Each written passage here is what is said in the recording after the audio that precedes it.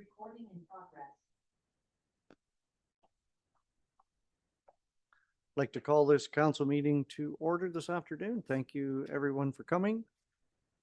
Nice to have people in our council chambers. I'll ask if there's any disclosure of pecuniary interest under the Municipal Conflict of Interest Act. If so, speak up now. Seeing none, we'll move into the resolution moved by Councillor Potnovitz, second by Councillor Dirksen. The minutes of the town of Minto, May 5th, 2026 regular council meeting be approved. All in favor of the motion? That's carried.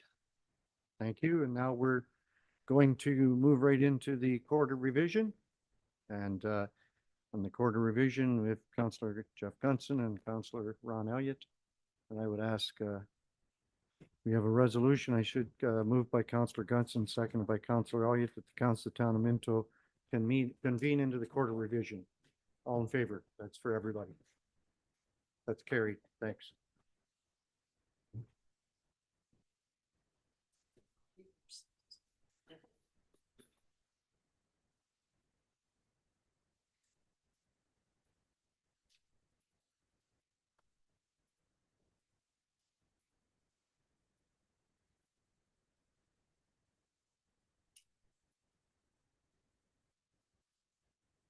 So I'd like to call this court revision drain 44 to order. I'll be the chair, and the purpose of the court of revision meeting is to hear appeals to the schedule of assessment for Minto drain 44 on lots 25 to 28, concessions 16 and 17, town of Minto, county of Wellington. The following are attached to the agenda: court of revision jurisdiction, the notice of court revision, and the provision bylaw 2026-023 municipal drain 44. And I'll ask if there's any disclosure of pecuniary interest on this drain 44. Seeing none, I'd like to welcome Trevor Kipfer here this afternoon. So we don't have any written appeals.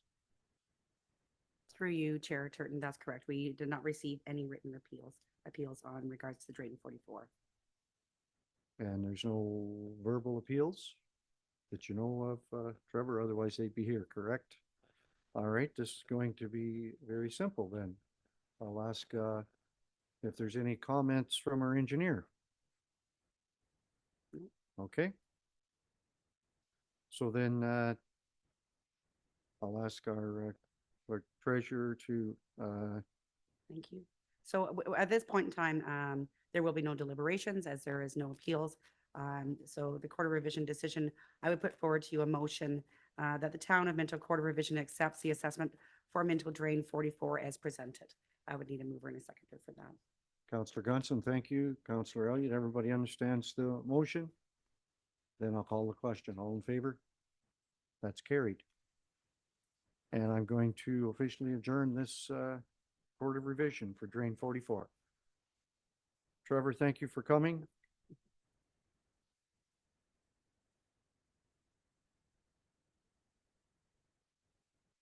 Okay, so I'll welcome our council back.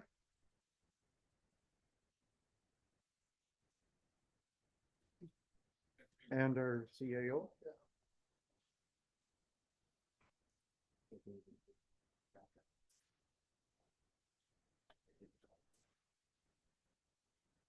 We've got a resolution moved by Councillor Zimmerman, seconded by Councillor Potnovitz, that the council of the town of Minto convene into committee of the whole. All in favor of the motion? So we have a public meeting this afternoon to do with development charges. I'll act as chair of the public meeting, and I'd like to call this meeting to order and request that any members of the public present sign in the attendance, and I'll state the following. This is a public meeting of the council being held under Section 12 of the Development Charges Act 1997 as amended. The purpose of the meeting is to give the public an opportunity to ask questions, provide comments, and make representations to the addendum of the development charges background study and proposed bylaw dated May 1st, 2026. Council will not be taking any action this afternoon on this report or bylaw. So I'm going to introduce Tina Chitson and Sean Michael Stephen, Watson and Associates Limited, to present a report. And Tina, I'd like to welcome you to the mic, and I'd like you to state your name and speak into the mic. And Mr. Matt Lubers is our mic guy, so if the light's green, you can start. I'd like to welcome you this afternoon. Thank you, Mayor. My name is Tina Chitsindi. Is that good? That's good. Okay, Thank you, thank you. Matt. All right, so good afternoon, Mayor and members of Council. Thank you again for the opportunity to come before you this afternoon and speak on this, the changes to the DC background study that were in the DC addendum report released on May 1st, May 1, 2026. So I also have Sean Michael Stephen, a colleague of mine with me, who's sitting in the back here and will be participating potentially. Slide. So again, the purpose of today is just to go over the changes that have happened to the background study since the last time that we appeared before you, which I believe was March 3rd of this year.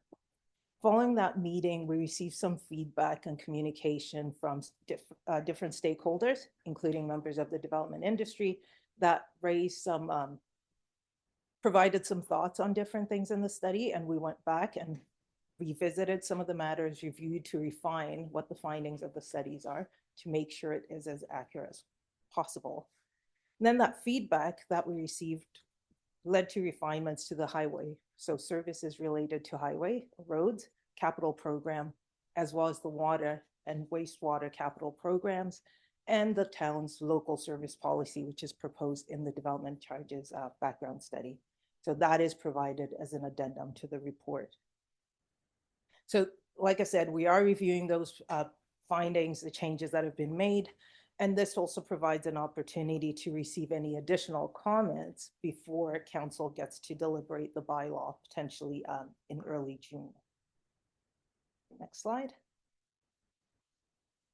So just walking through the process, as you can tell, the study started back in about 2025, and we've been working with staff and the town's engineer to really identify those capital works that are required to service growth, as well as understand how they should be funded, what portions are the town's responsibility through a benefit to existing, which portions are local service, that's a developer responsibility, and which ones are sort of the shared responsibilities that would go into the development charges study.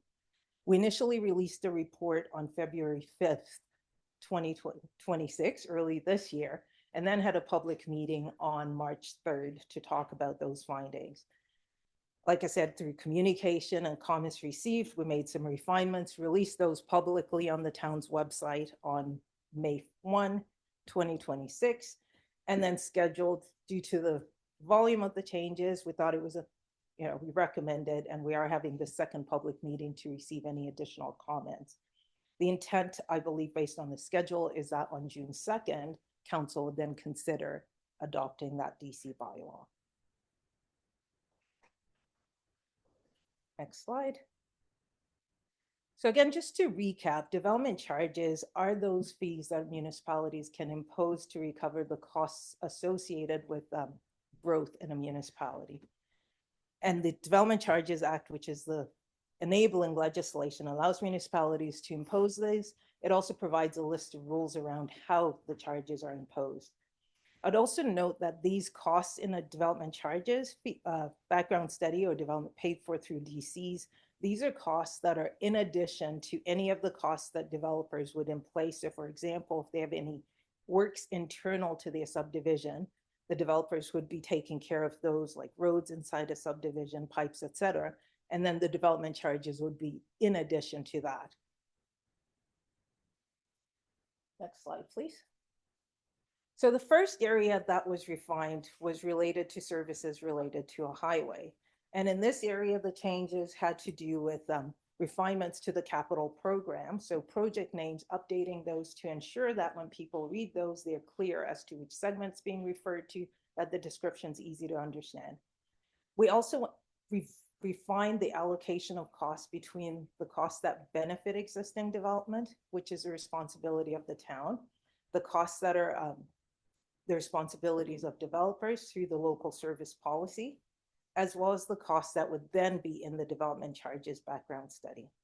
As part of this process, it was staff and us as the consultants and the town's engineer going through a project by project review. So every project in there, we did go through line by line, just to make sure that we are understanding the rationale, the benefits, and taking into consideration the comments that we'd received. So as we went through that process, we identified some additional projects that would fall under the town's local service policy. So those refinements were embraced in the addendum study, as well as incorporated 1.7 million in grant funding that the town has secured for various projects. Next slide, thank you. So on this slide, it just summarizes what the costs are. And I'll look at this one and as well as highlight what the changes between the original report that was issued and these changes that have been proposed at this point. And so just to call out a few, overall, the capital program has gone down in cost by about 2 million, like the gross capital cost. Another area is that the benefit to existing for the projects, which is the cost that will stay on the town side and pay through, because this is services related to a highway through the tax base, are 1.8 million. There were additional costs that are shown in that grant subsidies and other contributions, which is highlighting the grant that we talked about, the additional 1.6 million, 1.7, as well as any costs for projects where the works have been determined to be local contributions under the town's local service policy, which was provided in the background study. And then that potential DC recoverable cost ends up going down. So in terms of final impact to the charge that's calculated, if we're looking at using a residential, like a single detached home, the development charge for a single detached house decreases just the roads component from 6,700 approximately to about 2,800 as a result of these changes. On the non-residential side, per square foot, that charge decreases from 229 to 97 cents per square foot. Slide. And then very similar process was undertaken on for water and wastewater services. So changes to project names, just making sure those descriptions were clear and easy to understand. There's also looking at the projects again, really understanding what is the driver for the project. Is it replacing existing infrastructure? Is it required like an extension so that you can service new lands, like new development lands, et cetera, to really allocate that cost between growth, benefit to existing, and developer contributions or develop local service developer responsibilities. We also identified some projects that were now completed or some that were not required anymore, and then some that were life cycle. So just really refining what that capital program looks like.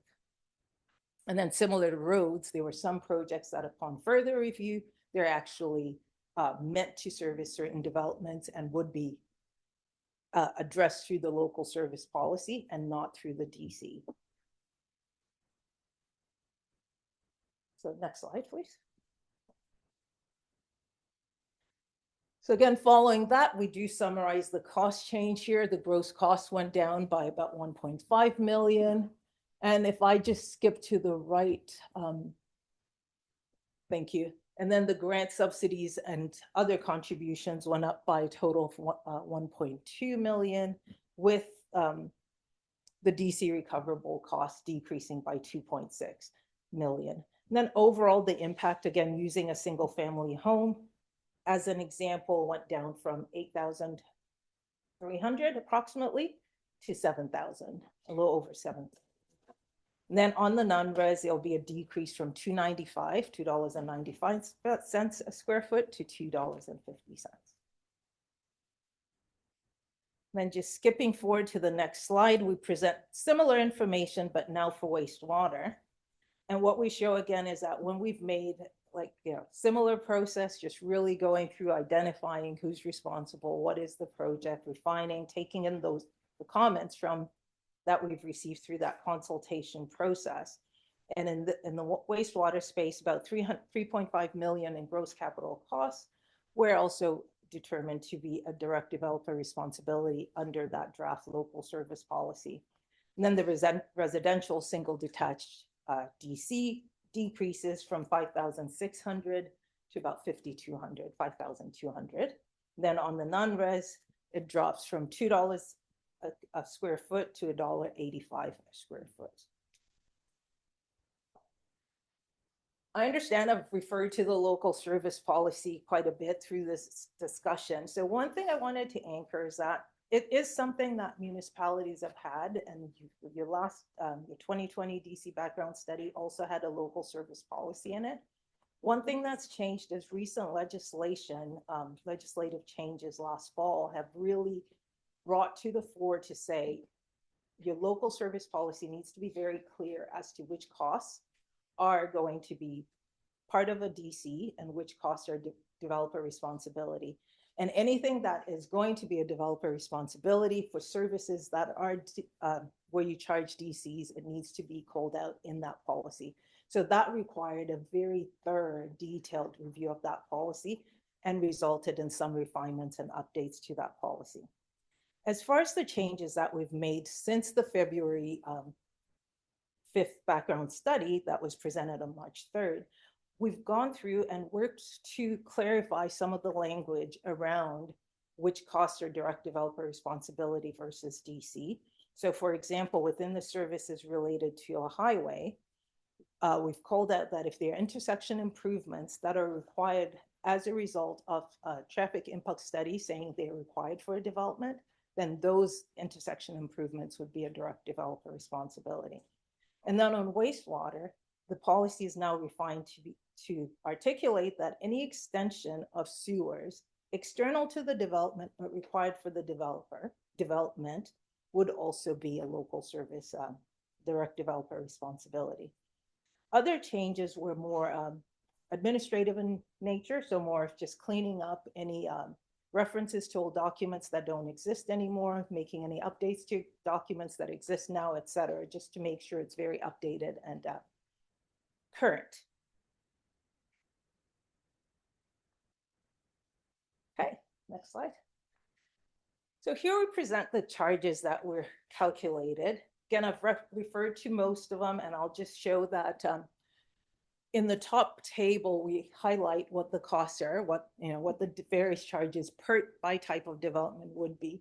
And then later in the bottom of the table, we show what the charges were in the February 3 study, so the one that was presented to you on March 3rd, and then show the comparison. So in total, if we use the single family detached example, the total change in the DC for urban serviced area would be a decrease of about 5,500 from what was presented on March 5th. And then similarly, if we go to the far right, if you just scroll down, please. Thank you. And then if we're looking at non-residential developments per square foot of gross floor area, that would work out to a decrease of $1.91 per square foot from what was presented earlier. Next slide, please. And then here, just showing a little bit more detail. So it's laid out what the charges were in the two studies and comparing it to the current study. So your current rates. So currently the charge for a single family home is $13,781. This new proposed DC through the addendum is $15,900.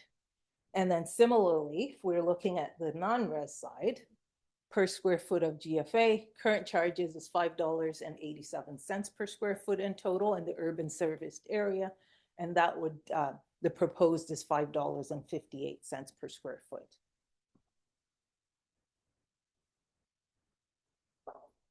Slide. So here again, we just did a comparison to other municipalities and the charges in the other municipalities and reflect that the town's relative position in this sample of comparators is virtually unchanged from where you currently are, where the town is, which is shown by the aqua green arrow, and then would just be like, because once Minto comes off, the position stays the same, basically. And then if we look at it from the commercial or retail side, if you have commercial developments or retail, you'll see that picture is virtually the same, just changing the scale on the left. Same scenario, the town's position would not shift. And then in the last comparison that we did, we looked at industrial development. So what the charges for industrial developments. And again, this town's position relative to its peers would not be changed. And again, this is just comparing the development charges. Okay, next slide. Thank you. Then another part we wanted to talk about as part of this presentation are some legislative changes that have come out more recently. So through Bill 98, which just, I believe, got third reading recently, last week. And so what that's done is the new bill proposes an additional exemption for nonprofit retirement homes. And with the statutory exemptions, those, once they become law and receive royal assent, every municipality with a DC bylaw would then have to witness those. Another change that's also been in the news recently that was announced is the Canada-Ontario Partnership to Build. And this is where the partnership between the federal and the provincial governments to provide 8.8 billion over the next 10 years for infrastructure investments in Ontario. At present, there's very limited information as to how that program will work, as well as how what reductions are required, or even which municipalities will be required to reduce their DCs to get funding through that program. What we are telling people is that, you know, as the announcements come and we get more information, we will communicate that through staff just to keep everybody on the same page around what those changes are and what the impacts are. But they have, the province and the feds have not announced additional information on how the program will work beyond that. This program will be out there and will require some reductions to DCs in exchange for funding.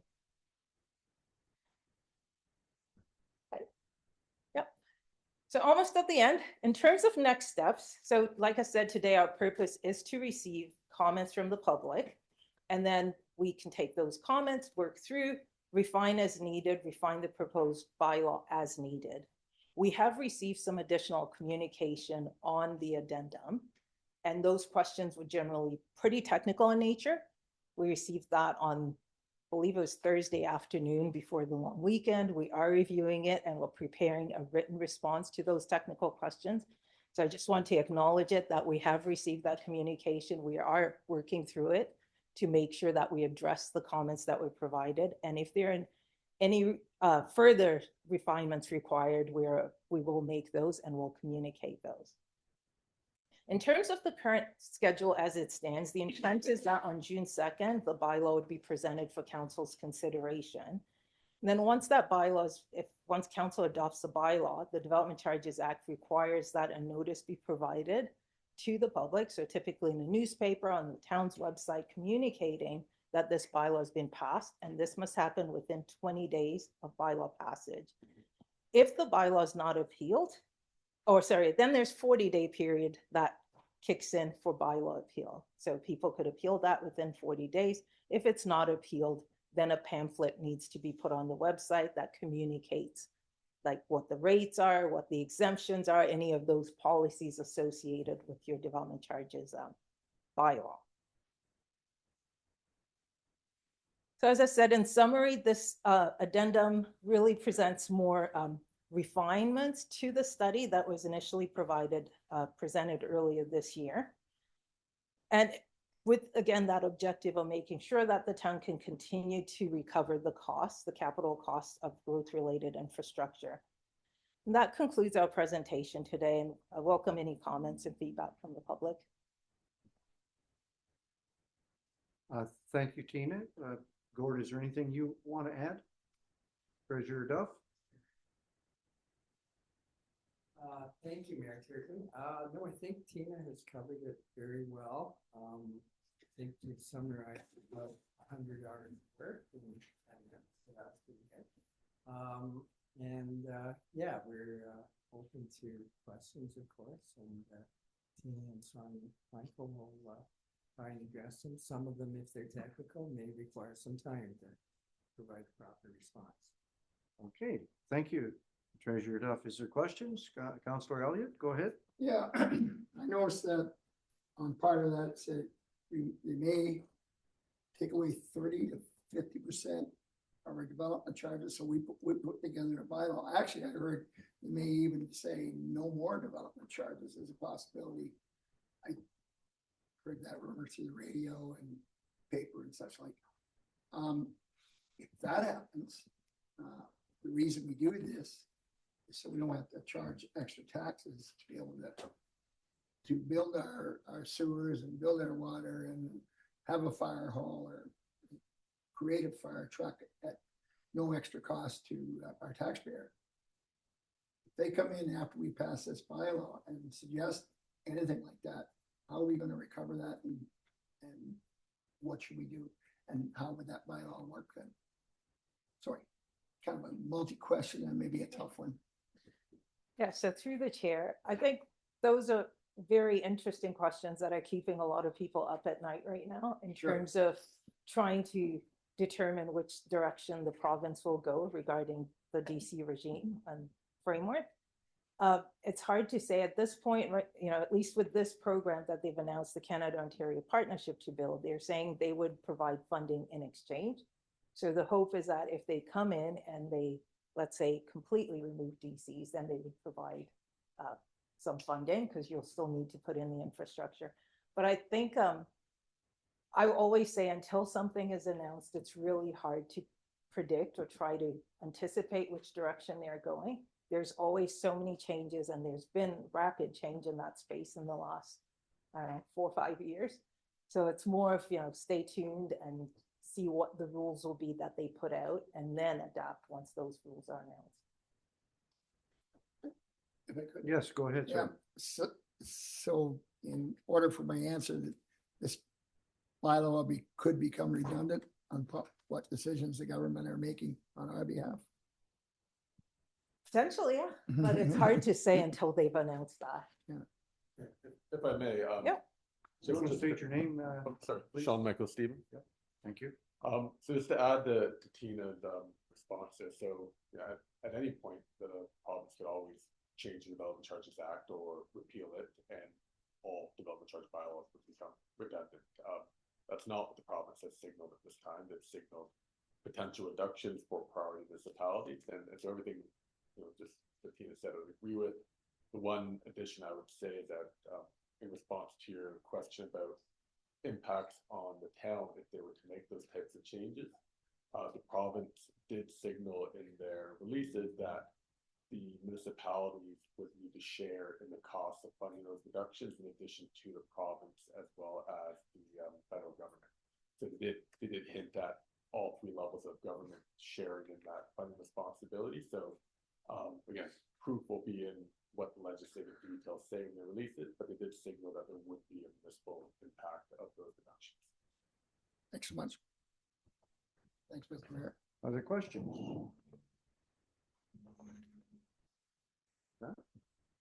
I'm interested in the, no other questions in the appeal process?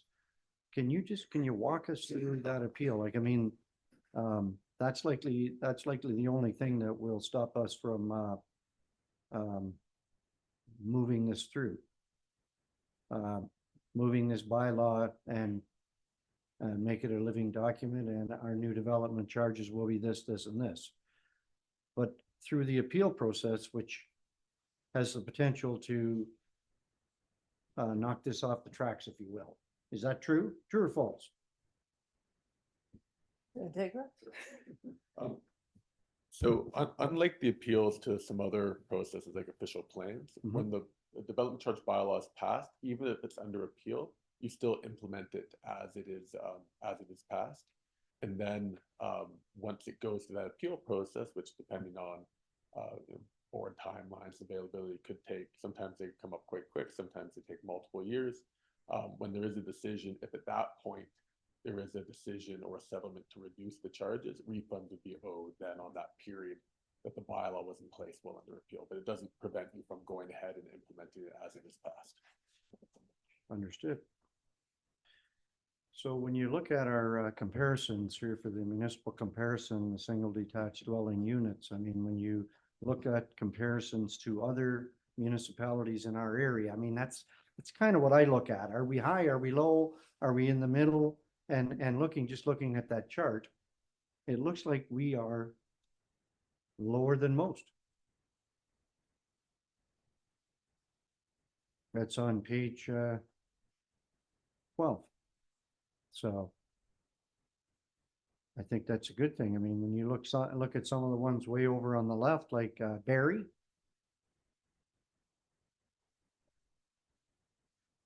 But when you look at Minto, the proposed one from Minto, where you have anything to add to that, Treasurer Duff? You're entirely accurate. In fact, even if we had stuck with Mark's third rates, we would have moved up a little. Mhm. But on the whole, and with those charts, it's always like a moving target. So sometimes the ones that they say to our right haven't gone through the DC renewal process yet too. It's very similar with their water and wastewater studies. So yeah, I think we're either exactly the same, or in the case of the non-res, we're going down. So that will all hopefully encourage development in that too.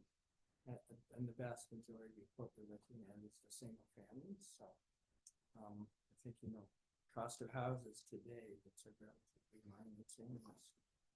Yeah, you ready? Okay, thank you. Is there any other questions? Seeing none, then having heard all comments, this public meeting, sorry. Through you, Yep. Chair Turton, there is a spot to call on anyone who wishes to comment or ask questions. To come There is? forward. Yes. Okay. All right, so is there anyone in the council chambers who wishes to comment or ask questions? Come forward, sir, state your name and pose your question. Pardon me, I Yeah. almost missed that. That's okay. Thank you for the opportunity to speak. I don't really have a question. I came with more so like a presentation. Yep. Just something to speak and with respect to the development charge background study. So I appreciate you allowing me to speak today. It's good to see all of you, and thanks to Watson's for the effort that they've undertaken with respect to this huge endeavor, and to all of staff. My name's Andrew Eldebs. Thank you. I'm here on behalf of Clifford Park Street Developments, and we're the ones who submitted the 11th hour letter. So apologies for it being the 11th hour. We had obviously a couple of weeks to review it. It's a massive document. I had to take some time to digest it as well. But we submitted that letter, and I wanted just to use the time that I have today to walk you through our core concerns with respect to the DC background study. And I'll start with what we're not asking. We're not asking to avoid paying our fair share of any local work. If there's work that's identified that's genuinely only beneficial to our development, we accept that responsibility. Our concern with respect to the DC study is that there's 3 Clifford infrastructure projects which were shifted out of the DC framework within the addendum, and without any project-specific explanation for why. And the impact of that is significant. It shifts within the addendum. It shifts about $2.7 million in growth-related capital costs out of the development charge and onto local development, rather than funding them through the development charge. And that was what was contemplated in previous DC background studies, in both the 2020 DC background study and in the February draft of the 2026 DC background study, which would be appropriate. The first project that's of concern to us is the Park Street urbanization project. In the 2020 DC study, the costs were split roughly 1/3 each between benefit to existing development, developer contributions, and DC recoverable. In the February 2026 draft, those allocations were revised to 15% benefit to existing and 85% DC recoverable. And in the addendum, it flipped entirely. $1.6 million is now being attributed to developer contributions, and 0 in DC recoverable costs. So that's a $1.6 million shift out of the development charge and onto local developer costs in a single addendum revision.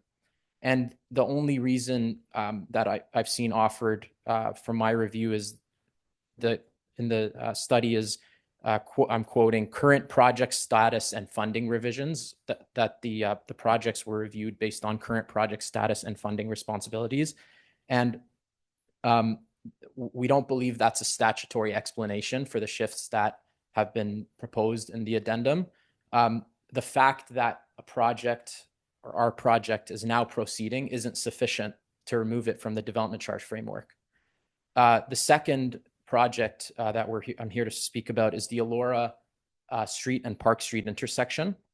And in the February 2026 development charge study draft, about 283,000 was allocated towards benefit to existing, and about 1.6 million was DC recoverable. In the addendum, the DC recoverable share is eliminated entirely, and about $900,000 is shifted to developer contributions. And as Tina mentioned, there's a new local service policy. The addendum seems to be relying on a new local service policy provision, which states that where a development necessitates intersection improvements, as identified through a traffic impact study, those works become direct developer responsibility. However, our traffic impact study concluded that realignment of this intersection is not necessary to support our site-generated traffic, that the intersection will operate acceptably with our development traffic added, and that if realignment of this intersection is ever considered necessary, it should be a town-led project. Our traffic study does not support treating the Elora Park Street intersection realignment and culvert works as necessitated by our development. Furthermore, the addendum's own local service policy says that bridge and culvert extensions on arterial roads belong in the DC calculation. Elora Street is an arterial road, and this project includes a culvert extension. Third project is the Park Street sanitary sewer extension. In the 2020 DC study, costs were split approximately 40% benefit to existing, 20% developer contributions, and 40% DC recoverable.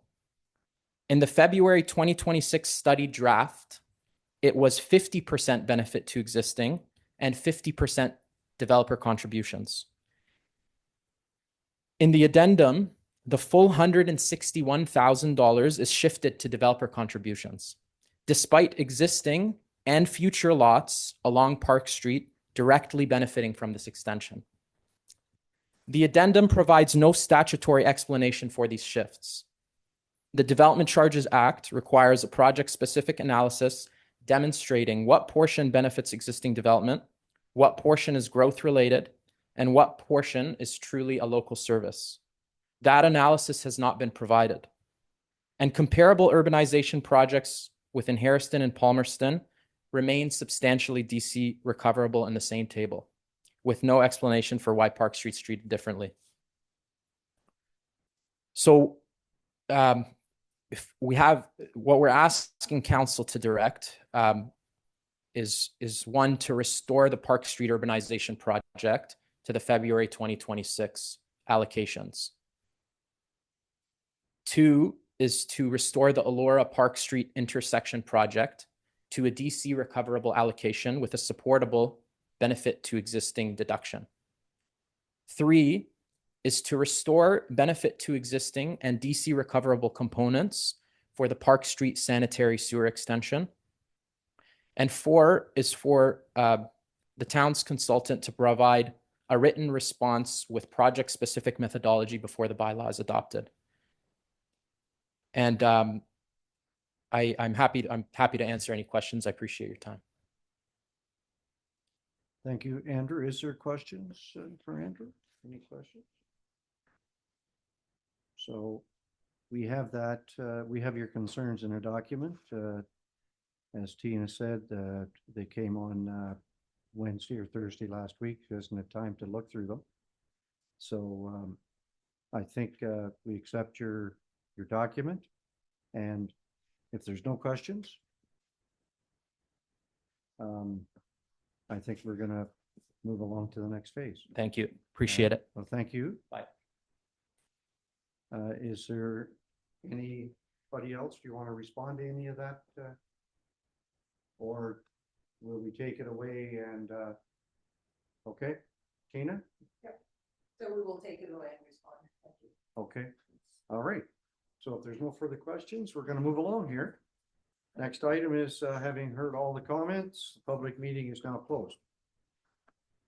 Council will be considering the bylaw at its June 2nd, 2026 council meeting. And if there's no further questions, I'll adjourn this public meeting. Thank you very much, Tina and Sean, for coming. Welcome. And we'll take this to the next step. All right. DC charges are always exciting, aren't they? Okay, so we have a delegation today.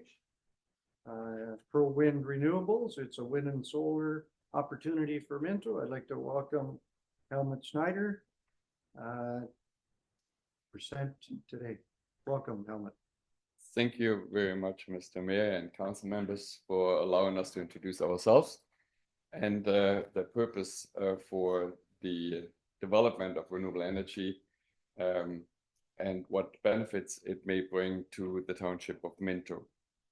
Before we approach landowners or community members, before we make any plans whatsoever, we wanted to make sure that we speak to Minto Council first. So whatever you hear today, there's no plans made. All we have done so far was we look at the township, we looked at the planning plan, the official plan of the township. We had a meeting with the planning department, but we have made no attempt to talk to any community members or to any landowners because we wanted to talk to council first. Wind and solar development, to explore wind and solar opportunity. Sorry, did I state my name? I apologize if I forgot that. Yes, you did, but Okay. you can state it again. If you Yeah, want, and my name maybe is you can Helmut introduce Schneider. your friend there too. Yeah, sorry, this is Alex Innes. He's a developer with ProWind, and Helmut Schneider, I'm the vice president of ProWind Canada. I apologize for that. To explore wind and solar opportunities in the township, we are looking for council input.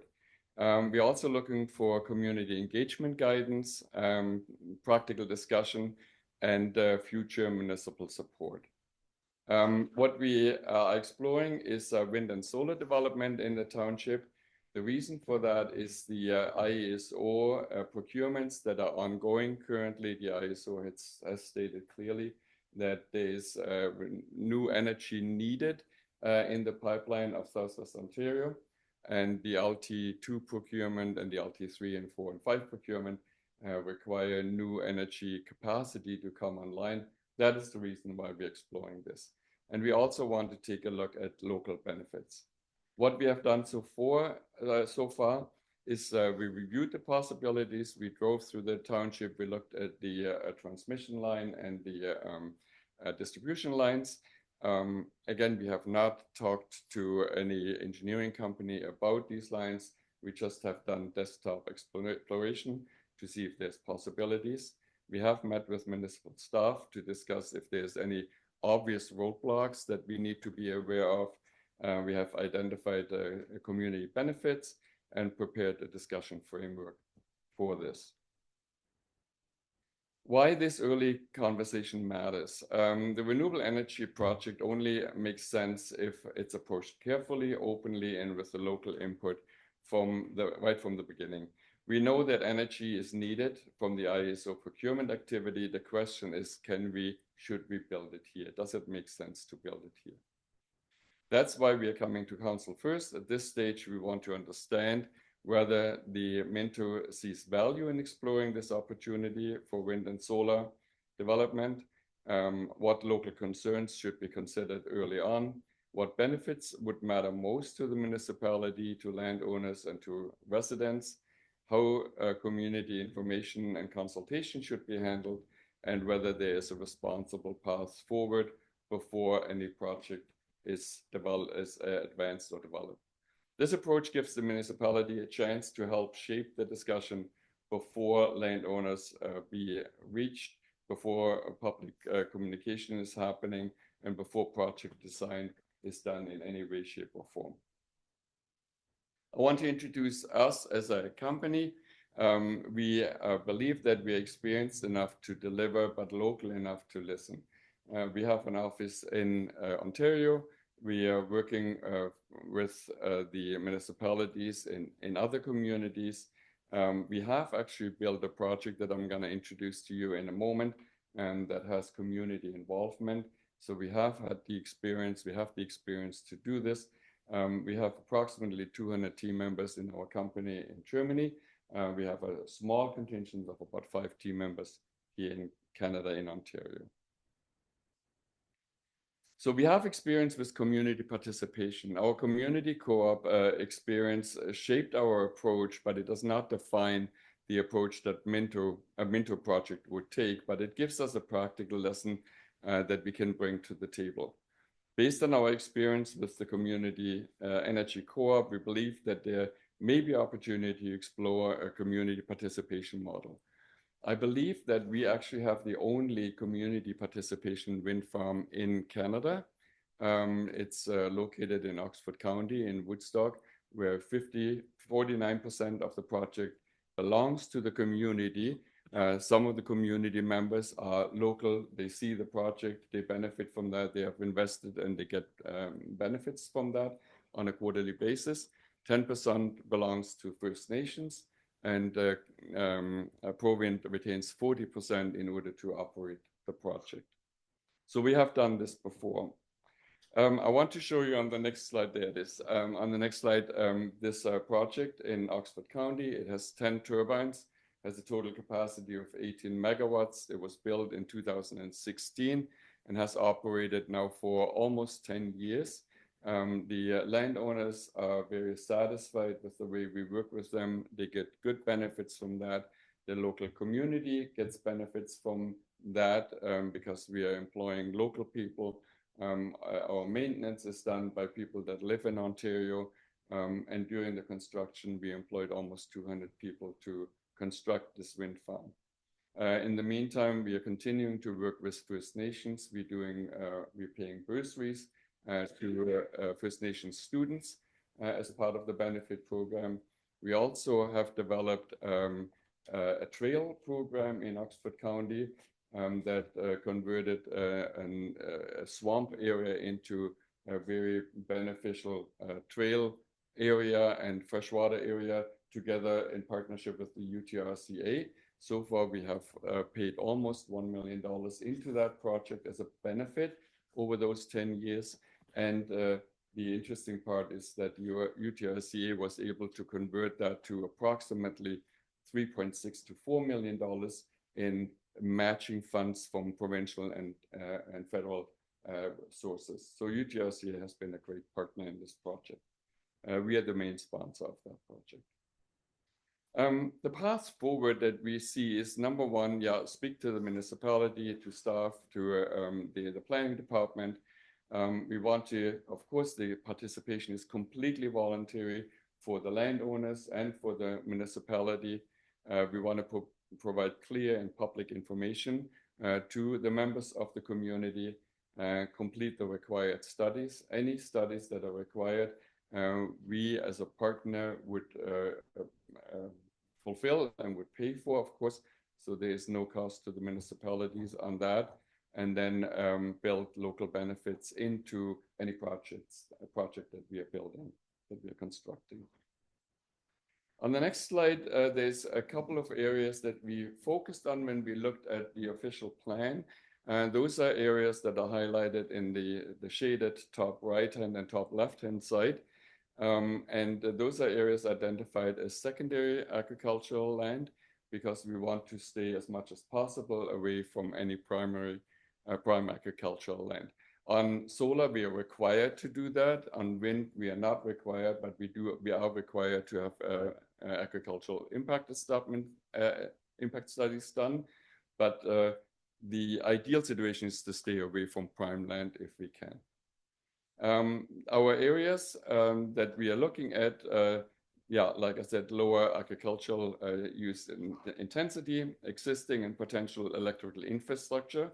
We're looking for setbacks from houses, roads, and sensitive features, suitable wind and solar resources, access to construction and long-term maintenance, and opportunities to reduce the impact on prime land and areas where land owners are, and we're looking for landowners that are interested in that. Our goal is to understand whether there is a responsible path forward to explore before advancing in the discussion and before advancing any project proposal.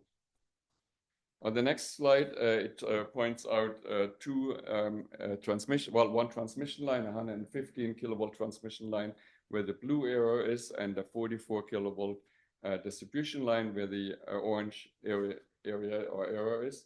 Those are the lines that specifically prompted our interest, because those are lines where new capacity can be added.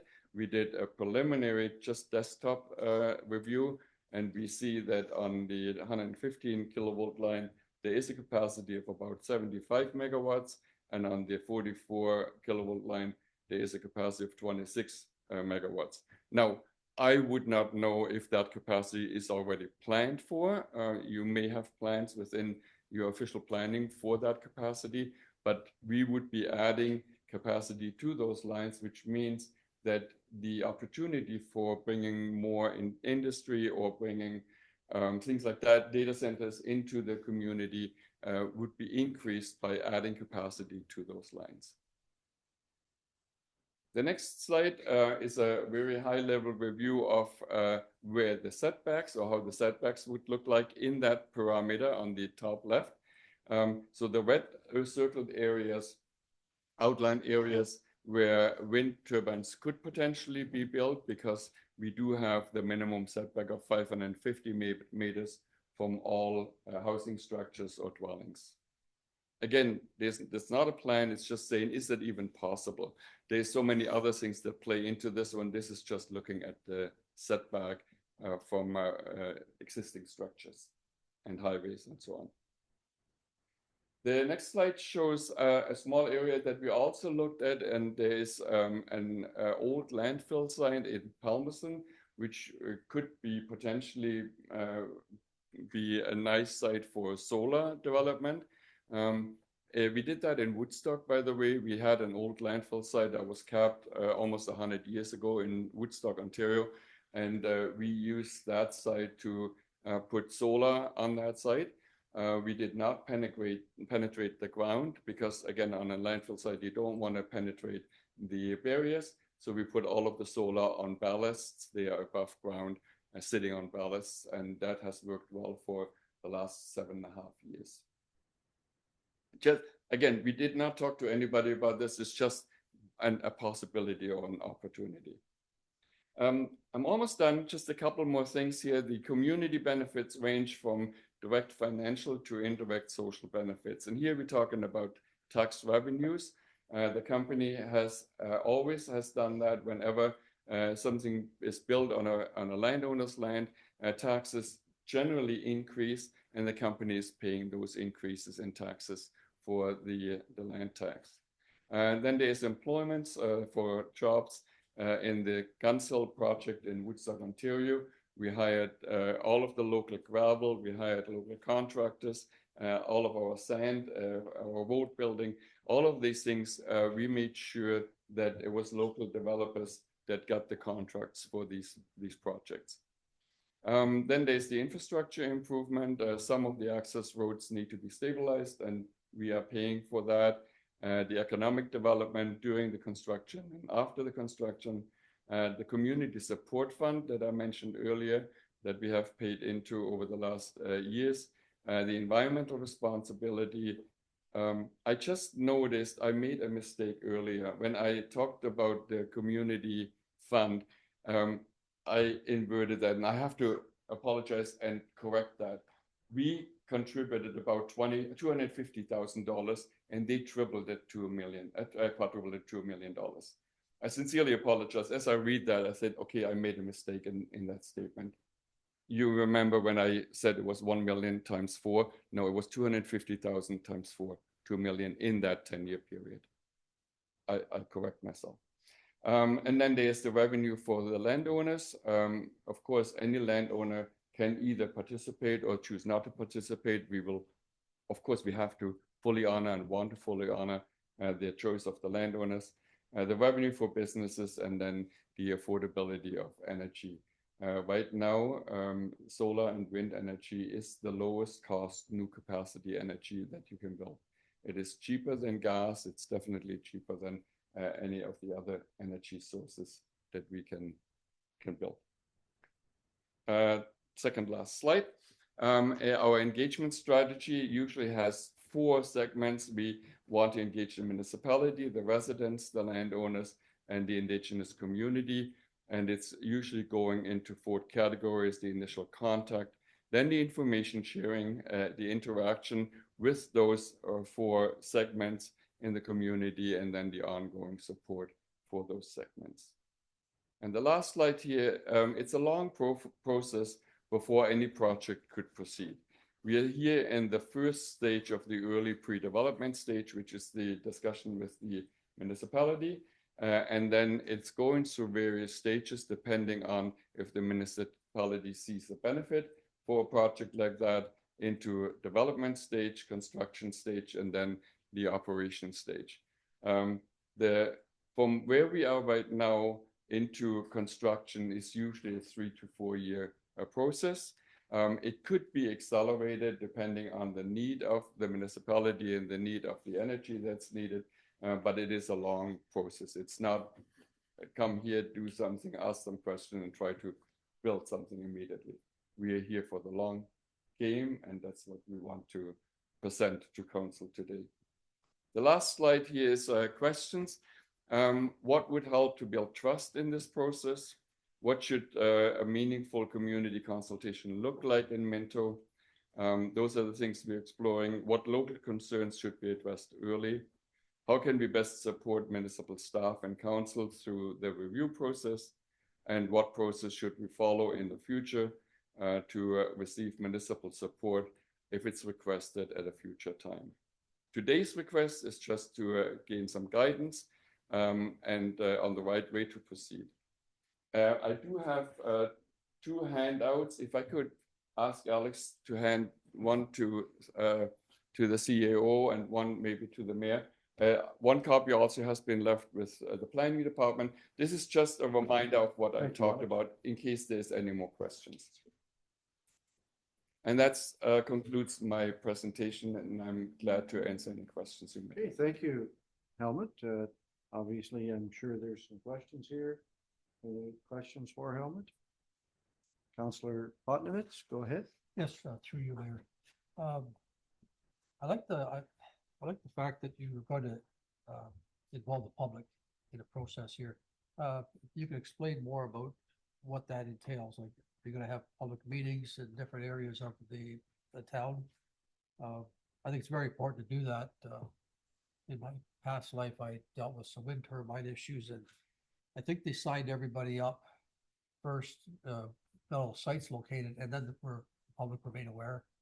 And it created all kinds of trouble in the municipality, neighbor against neighbor. And, you know, I'd rather have it where public has an input and then move forward from that. Very understandable. One of the challenges, and that's why I don't say they are doing it wrong, we are doing it right. One of the challenges is when we talk to the community, very often the community members then ask, okay, what are you building? So in order to do that, you almost need to talk to the landowners first and say, hey, are you even interested in that? So it's kind of the chicken and the egg. Which one do you do first? We want to be very open, very transparent. We are required to have public meetings. The requirement is 2 public meetings. That is definitely not enough. We need to be open, transparent with the members in the community in order to propose a project like that. But it is a little bit difficult to say, well, we want to propose, you know, a 30 megawatt or 40 megawatt wind project when we haven't even talked to any landowner and the people are saying, well, where are you going to build it? Well, we don't know. It depends on who would like it on their land. We have excellent relationship with the landowners in other municipalities that we have. We have been partners with the landowners in Oxford County for 9 years, but we have a total of 56 landowners in other areas that are interested in building a wind facility. But right now, it is the municipality that's in the driver's seat, because without municipal approval, there is no development in renewable energy. We are aware of that. But to answer your question, yes, we will hold public meetings. The question is exactly when is the best time, and that's what we're here to explore. And we are glad to take feedback from council on what you think might be the best way to do that. Yeah. Thank you. CBO Kuipers, you have something to add? I do. I have a few minutes.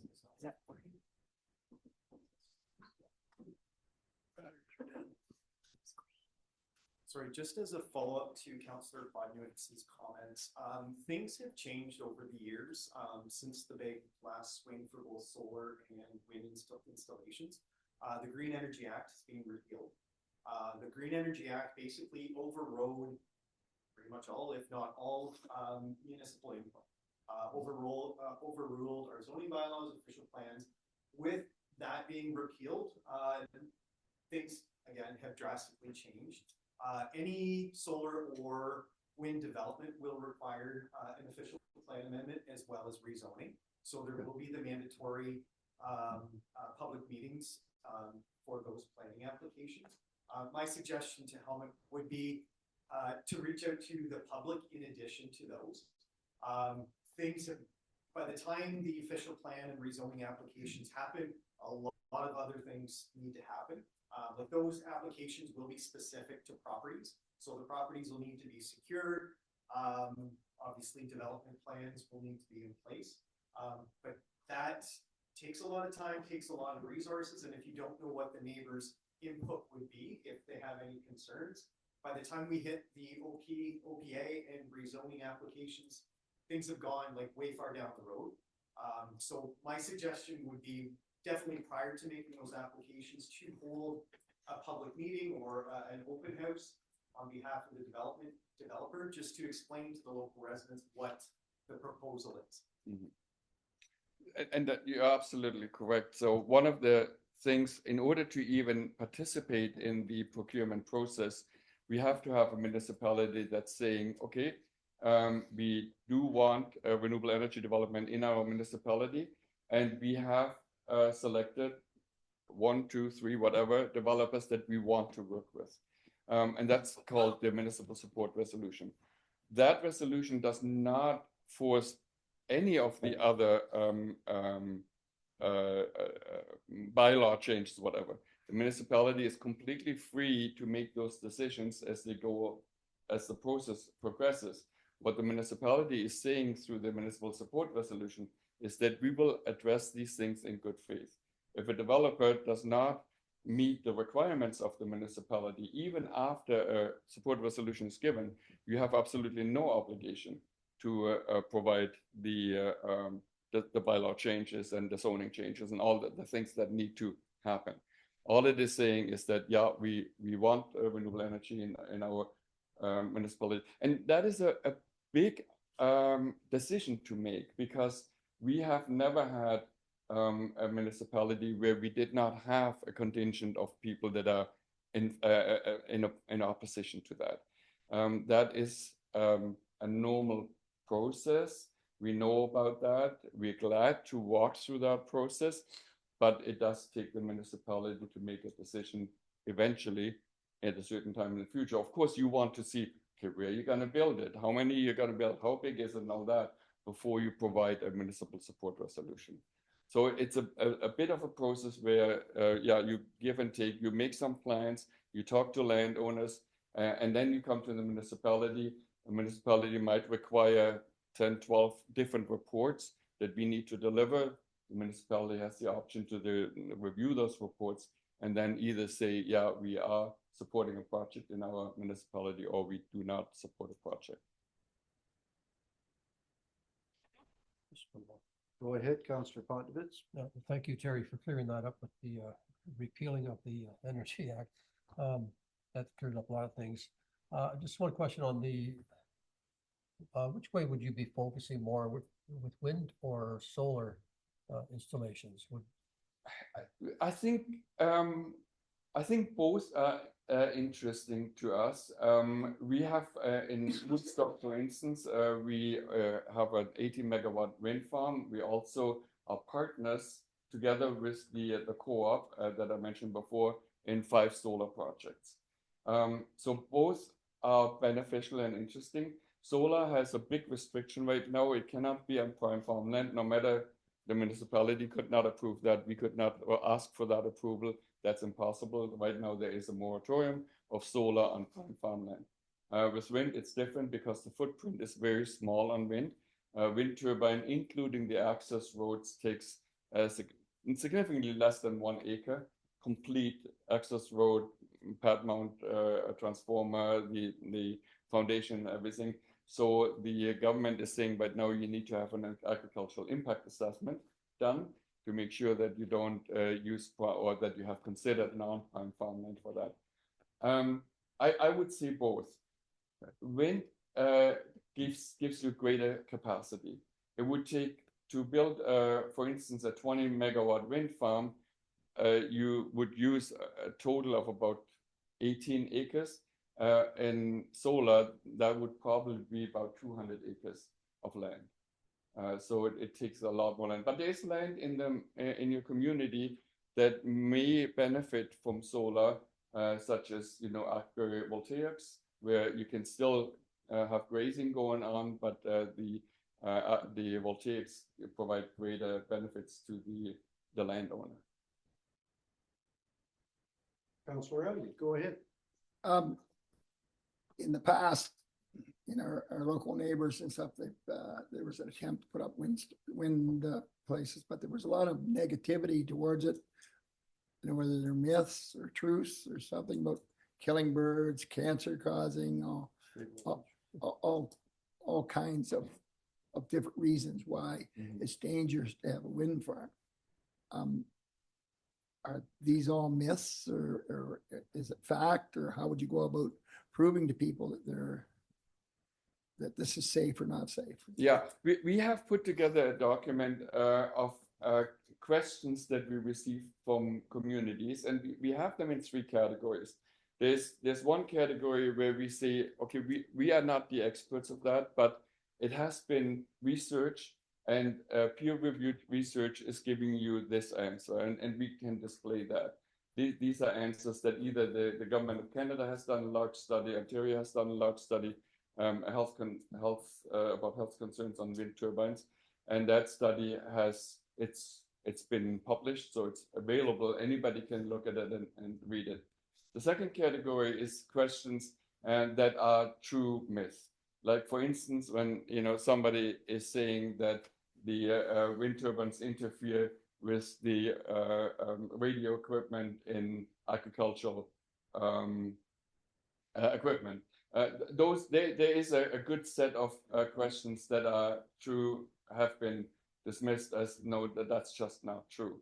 And then there is a set of questions that we cannot answer. If somebody does not like the wind turbines, like the look of that, it's in the way of their view. Yeah, that is true. If you don't like it, then I can't convince you to like it. Would some people be able to compromise and say, but we do need the energy, and it is the clean energy that we're looking for? Yeah, there is a group of people that says, yeah, I compromise that. I hate the looks of them, but I agree that we need those wind turbines. But I'm glad to submit that document to council, and it addresses all of the questions that we received up until about 2.5, 3 months ago. Other questions? Go ahead, Councillor Dirksen. Thank you, Mr. Mayor. This is something that is not always a friendly conversation, which I'm sure you found out before. So I had a few questions. On page 391, you showed the two connection points there, and it shows one at the corner of Ayton Road and Wellington Road 2. That's the that's the picture. So the one north of Hairston. Yeah, that one. Yeah. So the one north of Hairston, there's something physical there that you can see, and it's obviously hydro something or other. I'm not familiar with anything at the corner of Wellington Road and Ayton, or Wellington Road 2 and Ayton Road. Is there? That height road, the 115 runs approximately this way. Oh, so it's not like a station. Oh, no, Like on the that's a corner. hydro line. So what Okay. we would have to build is then a full substation with because you cannot just connect into hydro anymore. That's been forbidden It's for frowned on. years now. We have to build the three-breaker ring and the proper transmission connection. Okay, Yes. I was just looking, I thought there was something No, nothing physical there. there, and I don't think there is, Yeah, so I that's just wondered correct. if, okay, all right. So I think just, like, just further to Councillor Elliott's comments about wind turbines, it seems like there's more public against them. And then there's lots of information out there, true or not, about hum and flicker and so on and so forth. And I think in a lot of cases, it's, you believe what you want to believe, partly too. But I've never lived near one either, so I can't discount any of that. I do recall, though, a number of years ago, when the town of Minto looked at wind projects, there were a lot of wind projects going on in the area, and my understanding was we didn't have enough wind in Minto to be acceptable for a wind project. So I don't know whether that's changed or not, but anyways, that's your problem to figure out. And then I guess the other thing I want to talk about was the farmland. So secondary ag land, so that's on page 390, which is, I think, just the next slide. Or the slide before, yeah, that's the one anyways. So there's prime agricultural land, we're not talking about that, but secondary agricultural land, lots of it still grows a crop. Yeah. So it would still be taking some good land out of production, but there's also some wild land that is called secondary agriculture. Yeah. And so I think there'd be less opposition to putting it on land like that. Mm-hmm. I do appreciate the transparency, like you are asking how we help build trust in the process. I think you've got a really good start on that.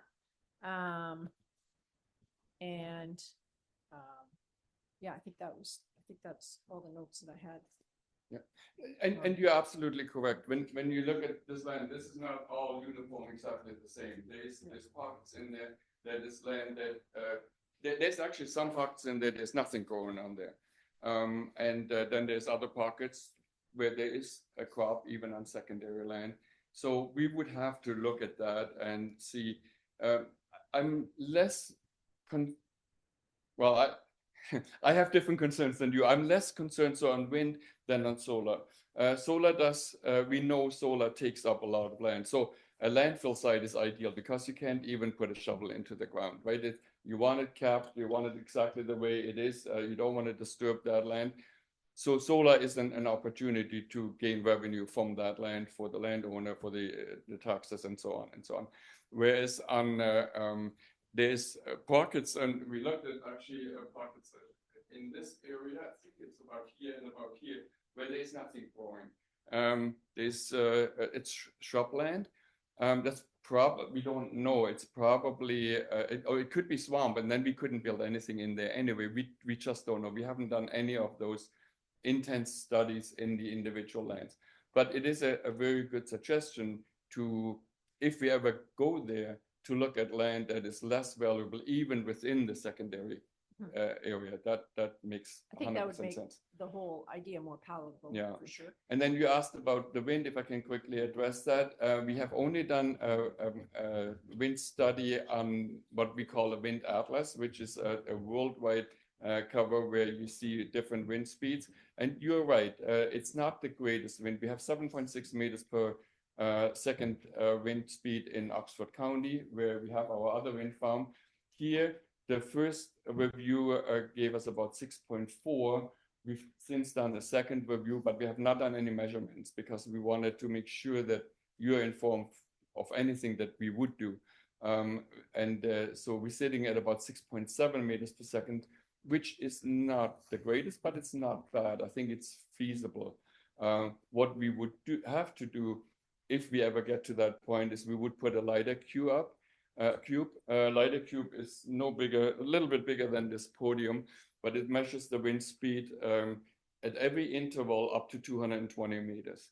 So we could very accurately over a year, over a 12 months period, determine how much wind is at the height of the turbine and is it effective or efficient. Okay, perfect. Thank you. Thank you. Go ahead. Just a quick one, Mayor. So for solar, are you looking at on top of buildings too, or are you looking for bigger projects than that? You're looking for land to put big projects on? Yeah, we don't do rooftop solar. Other Okay. companies, actually you're familiar with one of them, Yep. Antian Solar, who is partnering with us on all of our solar projects, have done rooftop solar. I mean, the co-op would probably be interested if Antian is interested in putting rooftop solar on an industrial building. We as a company would be more interested on anything that's about 8 to 10 megawatts, which is ground mount solar. Okay, thank you. Yeah. Councillor Potnovitz, go ahead. Yes, one more question here. For the ones that are interested in signing up with you, are there any restrictions on their property? Like, or can they build things on their property without getting the approval of the wind turbine company? What they are when they sign, when the landowner is agreeing and signing up to say that we want to consider the land for development, what they're signing is that they would not build anything within a certain distance of the wind turbine. And that makes sense. If you put a grain elevator within 50 meters of a wind turbine, the blades will struck the grain elevator. It would just not be safe to do that. But the restrictions are very, very small, and we always work well with landowners. We have had landowners that built barns. We had 200 meters away from the turbine, which is no problem at all. It's more like these higher structures, like a grain elevator. The barn structures don't affect the wind much. It's a little bit of a up draft, but that they wouldn't affect the turbines. Go ahead, Councillor Zimmerman. Thank you, Helmut. This is enlightening for sure, all this information. Just curious, what size of a project are you contemplating? We have not, but I can tell you what would, from our desktop review, what would be possible is up to 24 megawatts of solar in that lower area here, but there's not enough land for it. This is just the capacity on the line. I think maybe about 8 to 12 megawatts of solar in that area might be possible if you look only at the land that is not being farmed. And then in this whole area, we could potentially have about 10 turbines of 7 megawatts, 7 megawatt capacity, so about 70 megawatt. But it doesn't have to be that way. We could also live with a project that is smaller. Now, when you go into a transmission line like that 150 kilovolt transmission line, the cost of a substation is significant. And if you divide that over 10 turbines, that's more efficient than to divide it over 5 turbines. So we would propose to use that capacity with about 10 turbines. But in the end, I don't think, from looking at what we've seen so far, that we could fit 10 turbines on there, maybe 8. That's sorry, I can't be more specific, but that's the best answer I can give. But the turbines today have about a capacity of between 6.4 and 7 megawatts each. So 8 turbines of 6 megawatt would be 48 megawatt capacity. And I've always been curious, what is the life expectancy of turbines? Yeah, no, a turbine has a life expectancy of about 25 years. Often it makes sense to refurbish the turbine after 20 or 22 years, like put a new generator inside, like put new parts inside the turbine. That doesn't change anything. Normally, when a project like that is approved, you need to keep the same capacity. So we can't just refurbish a 5 megawatt turbine into a 7 megawatt turbine. But the life expectancy is a minimum of 25 years. Yeah. And we do have in all of our contracts that we as a company are fully responsible for taking everything down if we have to take the turbines off. So the foundation comes down up to 3 feet below the surface, new topsoil is put on top, and we recycle everything that's coming out. We also in every project that we are doing, put an escrow fund aside, like where we put money in every year. So the landowners are assured that if we would not exist as a company, there's money set aside for the refurbishing of the land. So it's a temporary. Look forward to following along here in this process. Councillor Elliott, Yeah, last question. well, I'm hoping this will be the last question. Couple of things. Financial benefit to the landowner that you put it on. Is there a financial benefit to the town of Minto as a whole? Is there any recoup money, taxes or whatever? Yeah, so we are setting aside a financial or benefit fund. And that money would be or could be used in coordination with the municipality or with a community group, where we can say, okay, we set aside this amount of money. What do we want to do with that? Is there something that the community wants to build as a benefit for the entire community? Mm-hmm. What we usually don't do is benefit just a small group of opponents, because we would be accused of bribing those people. Mm-hmm. The benefits go to the community, and the community decides how to use them. At Guns Hill, what that looks like is we have there 18 megawatt of capacity. We donate or set aside $25,000 a year. In that case, we used it in coordination with the UTRCA to build this rehabilitation project. But that could be anything else that the community tells us. If you calculate this one back right now, the 25,000 per year, 18 megawatts, that's about $1,200 per megawatt. And I think that's a good figure to use as a baseline of how much we can contribute to a community fund and then distribute as we discuss, as partners discuss together. Thanks. Go ahead, Treasurer Duff. Just real quick, when to Councillor Elliott, MPAC has a formula for assessing them, just like they have a formula for a house and industrial. I'm sure it's not a huge amount, but it is a taxable construct. Yes. Good for us. How much your units in Oxford County? Is there a mixture there? Is it on secondary ag? Is it air or wind or solar? It is the 18 megawatt project is all wind and it's all on prime farmland. Oxford County has designated every acre, every square meter of their land as prime farmland. So they don't have that primary and secondary designation. So it's all on prime farmland. But as was explained earlier, during the time when it was built, there was no veto right by the community, by the municipality. That has changed, and we are glad to work with that right that the community has. So Pearl Wind, you're part of this whole operation. So when you talk about co-op, you want people to buy into the co-op program throughout Ontario. You want people from all over the place to be part of the co-op. Well, we have a co-op in Oxford County, and it's called Oxford Community Energy Co-op. What we are proposing is if a wind farm, wind and solar is being built here, to form a co-op in this community that's located here in the community, that's run from the community, where community members have the option to buy shares in the project and receive dividends from the profit. That's exactly what we're doing in Oxford County. So you said 10% is First Nations and then 40 or 41 is, and I wrote down, I don't know what I wrote down here, I scribbled. So is that where you come in?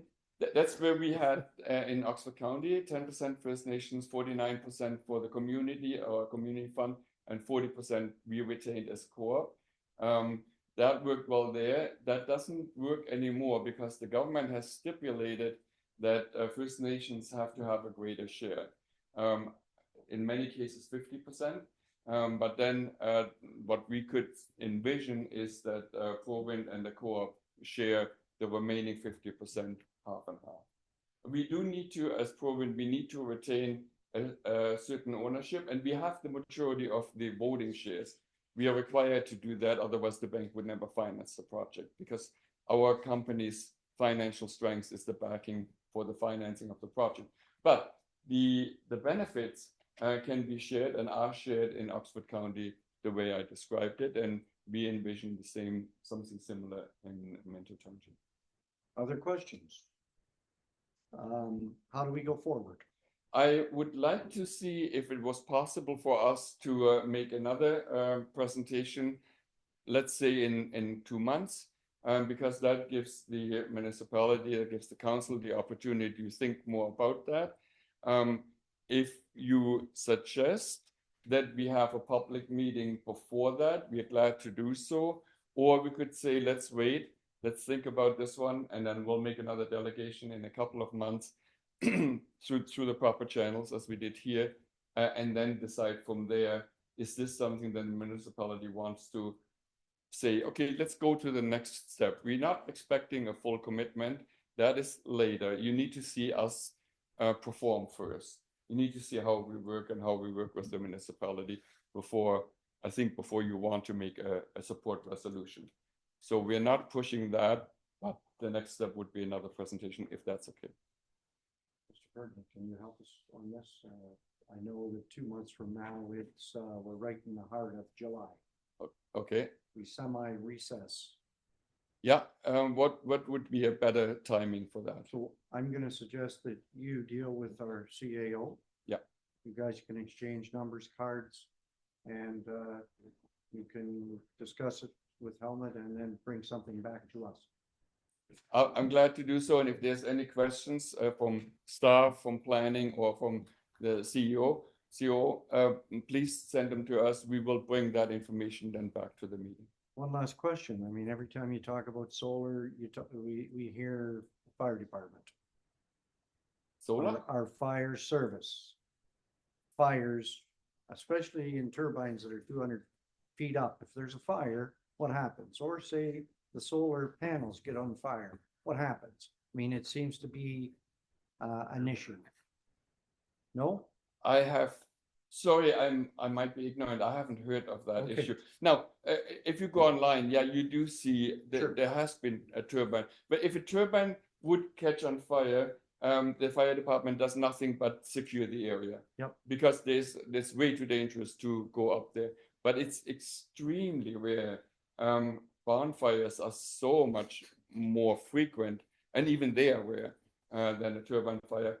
I haven't heard of solar issues, but the solar part would immediately shut down and isolate.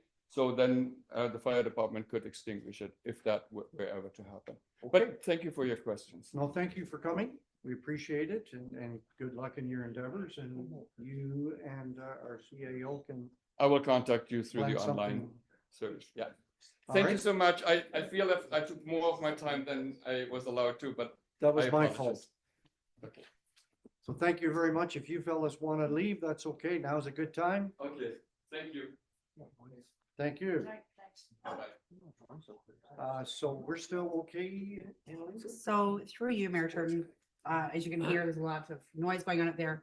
I know that we have some people here to get some awards. We had said around 4:30. It is around 4:30 now. I'm just wondering if we would like to have a motion to amend the agenda to allow them to come forward first, if that is okay with Go ahead, members of Councillor council. Elliott. I'll make that motion. All right, thank you. Thank you. Thank you. Councillor I think Dirksen. we should make it sit through. All in favor of the motion? That's carried. Thank you. I asked them to come in, so I didn't want to do that. So. Okay, we are convened. We are recessed. They should be in shortly, so We if are- we just wait 1 second. It's we're just changing That the. guy was quite a talker, eh? That guy was We are quite a still, talker. we are still. Yeah, one more question. He was very good. Not just even look. I'm done.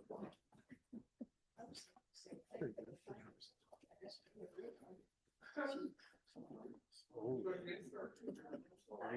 Left him.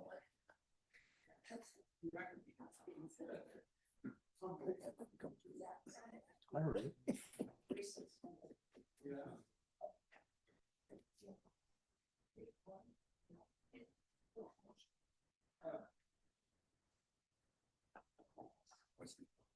What's these guys doing?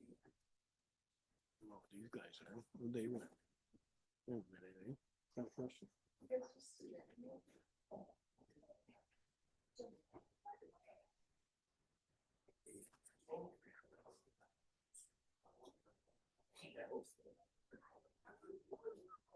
Wow.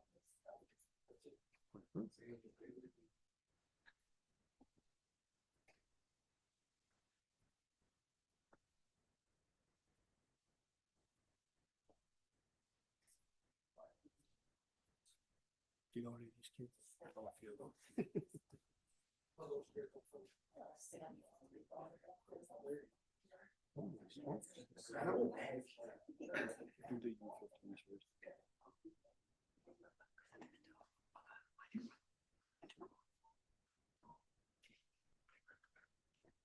We'll just be a few minutes for just getting everything settled here.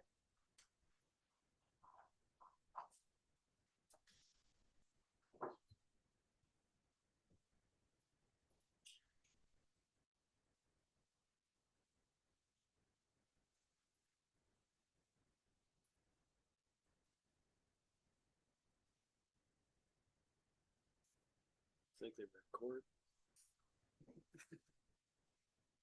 Just have music in the background or something at least. Judge, do you ever hear? You think they're asking what it is?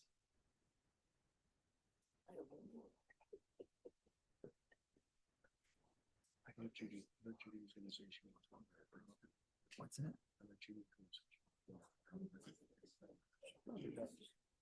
Step fast, Dick.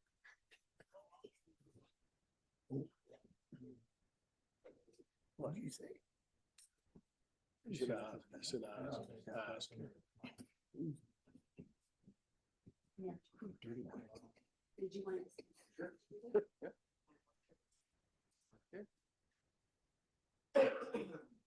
Check, check.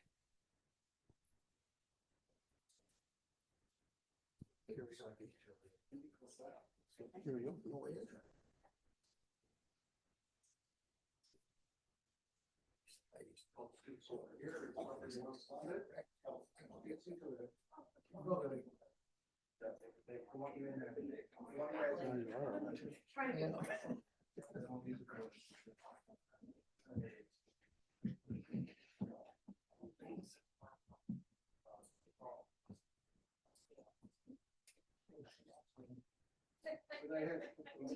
That's good.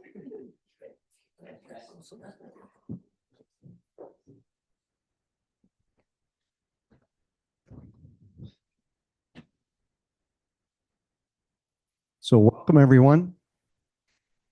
This is a fun time of being a mayor or council when things like this happen in our community. And I know that it's a privilege for us to have you folks here. Recognition of the fine work that you guys have all done. So I'm just going to read this here to you guys, and then I'll get used to come up and receive your awards. So here to recognize the Minto Mad Dogs U15 team. Their season was one to remember, marked by incredible dedication, teamwork, and success, both locally and internationally. Team began the season in November by capturing gold at a Bradford Blue and Gold tournament, setting the tone for an outstanding year ahead. They continued their winning ways at Woolwich Winter Wild Champions as Woolwich Winter Wildcat Champions, and went on to become undefeated champions of the regional Silver Stick tournament hosted in Kincardine and Tiverton. Their success carried forward to the international stage, where they were crowned undefeated international Silver Stick champions in Pelham. The team also earned the title of WOA Green Elite Division champions after an impressive 2-game sweep 15 Tier 1 team, finishing the season with an outstanding record of 46 wins, 4 ties, and only 6 losses, totaling an impressive 6 games played. This group demonstrated exceptional hard work, perseverance, and sportsmanship every step of the way. Their accomplishments, their season, are a true reflection of their commitment to the game and will not soon be forgotten. A lot of us go through our whole life and never win anything. Here you guys are at the age that you guys are, winning an international Silver Stick. Over the years, I have a son, we coached a lot and got into Silver Sticks, but never really ever won the international Silver Stick. And I'm not sure how many teams in Minto have ever done that. A couple, I think, not too many. So that's a wonderful accomplishment. So I'm going to name a few names, and I'd ask you to come up. We're going to present one certificate for the whole team, and I'm not sure where that's going. So I'm going to ask Maddox Matthews. If you want to just stand over here and we'll line you guys up. Cameron Wilson. Blaine Metz. Trent McLeod. Carson Van Soest. Robbie Crum. Braden Roswell. Rousel. Did I pronounce that right? Braden, okay. Hudson Jennings. Kian Arousal. Sorry, let me say that again. Kian Aruna. Graham Blayhut. Okay. So what we'll do is give this young man a round of applause.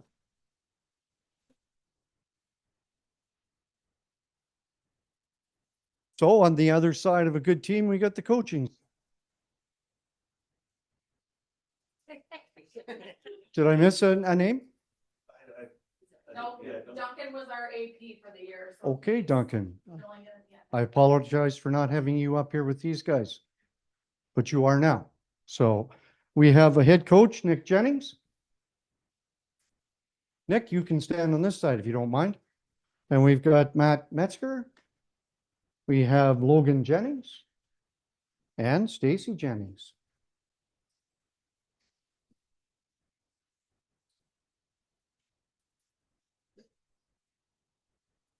So I'd just like to say on behalf of our council and our staff and the citizens of the town of Minto, I'm going to present this, and we need to have a picture. So I'm going to read it. This is a certificate of recognition presented to Minto Mad Dogs U15 hockey team in recognition of your outstanding achievements, 2026 International Silver Stick Champions. Champions aren't made in the gyms. Champions are made from something they have deep inside: desire, dream, and vision. And in this particular case, I'm sure you young men have thanked your coaches, your parents, all those significant things that, especially your parents, have done for you guys. It's not easy being a parent these days, and I'm sure every one of you guys have thanked your mom and dads, grandpa and grandma, whoever else took you to the arenas. And I'm lecturing you now, so I apologize. But that's an important part of this. So maybe someday you guys will be going to Kelowna to play in the Memorial Cup. That's what's happening. isn't, I'm sure you guys are all familiar with that. So who is the spokesman? This group first? Okay, Maddox. Congratulations. You have the mic. Here it is. I don't want to put you on the spot. I just want to say thank you to all the coaches that helped us through the year, and what a great team we had. And yeah, I don't know. That's good. Good for you. Thank you very much for speaking over here. I can speak with. We did have a great season. Hard work pays off. These kids showed up. We didn't get to pick our team. Our team was who we had. And we went against a lot of teams that had 2 or 3 teams and, 30, 40, 50 people to choose from. We had our group, and with our group, we just worked hard, went out there and played the game, and ended up with a few wins. So great job, boys. I was happy to coach you guys, and we'll probably see you again, maybe. So If they're lucky. yeah, if they're lucky. Where's Pelham? Down by Welland. Okay. All right. Well, thank you. And we need a picture. If somehow, Matt, you can get us all in here. Mr. Elliott, you want to get in this picture? Yeah, probably not. You probably don't want me to take the picture. Up here. He's on him. You can kneel too if you Oh, want. well, at the end of it. Yeah, well, it's not- We will let you take it. He had his phone. He had his phone out ready to go.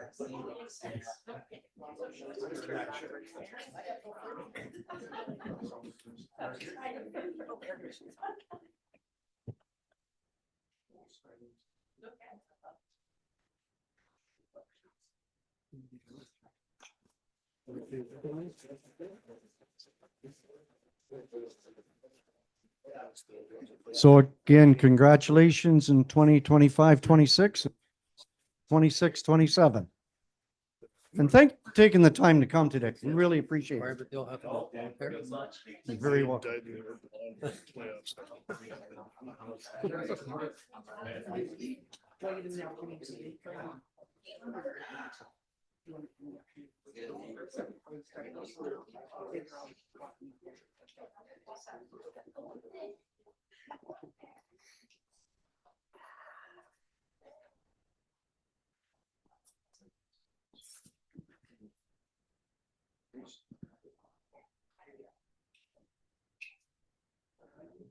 Okay, so we're into the surge.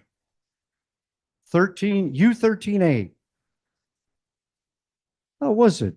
Jeff, surge this year was a wonderful experiment. Very successful. So Mr. Elliott, come on up here.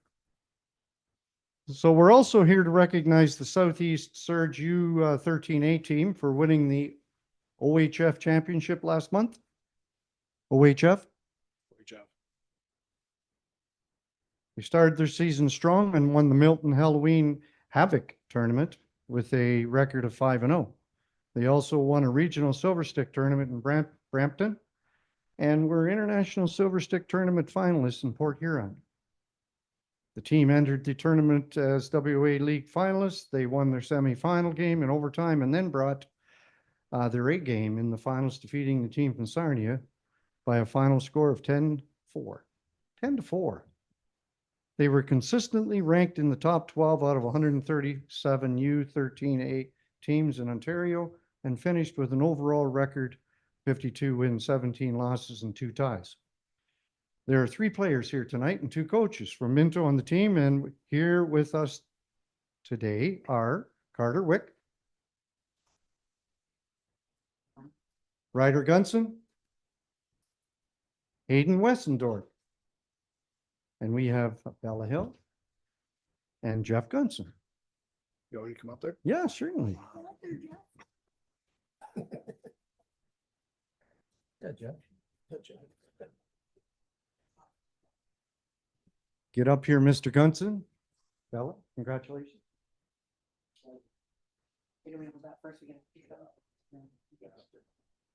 Guys. Good job. Yes, congratulations. You want to hold those Sure. now, or do you want to hand them up? Get these out. This one goes to Carter Wick. Forward with the U13A. Go ahead, Ron. And we have Ryder Gunson, he's a goalie. The Southeast Surge, U13 hockey team. And we have Hayden Wessendorf, defenseman. And we have Isabella Hill, trainer, Southeast Surge. Congratulations, Bella. Sure he is. We have Jeff Gunson, trainer. I thought you were the head coach. So same thing with you folks. I know you have left a lot of your friends at home, but you're going to have to extend our congratulations to the council of the town of Minto and our staff and citizens. I mean, it's I know that the Surge, you guys have playing buddies from all over the place. And I'm assuming that the three of you guys are relatively local. Good assumption, eh? So again, congratulations. And who's going to be the spokesman? Carter. You're the tallest.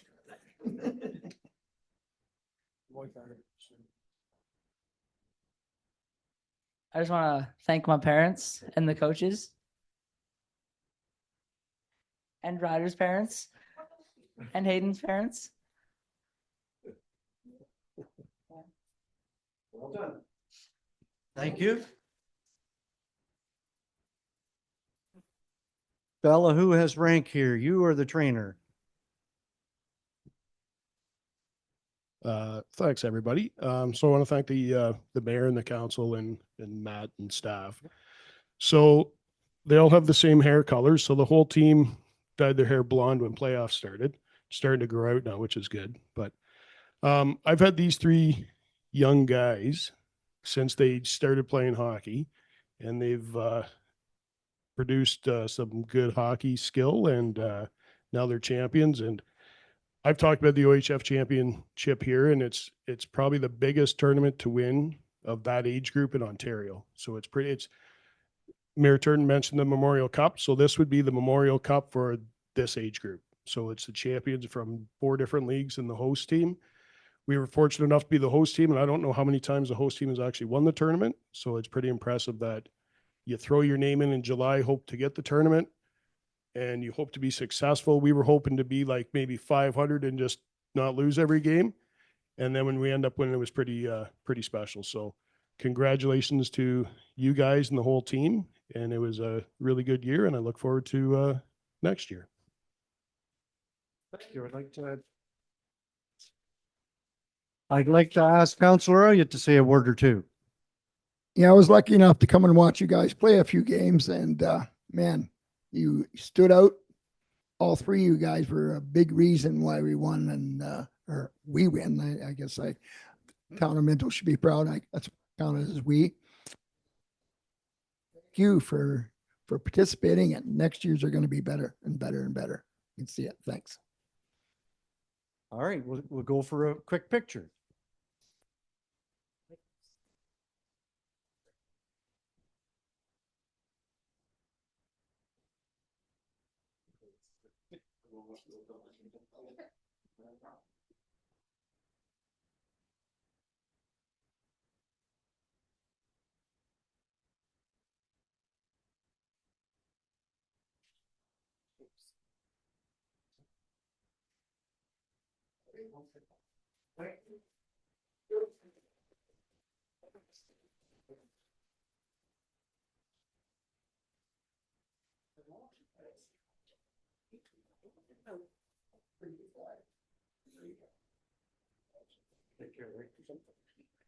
I think you should have dyed your hair blonde. Yeah. I was going to threaten, but then I was worried could have a chance of winning. So.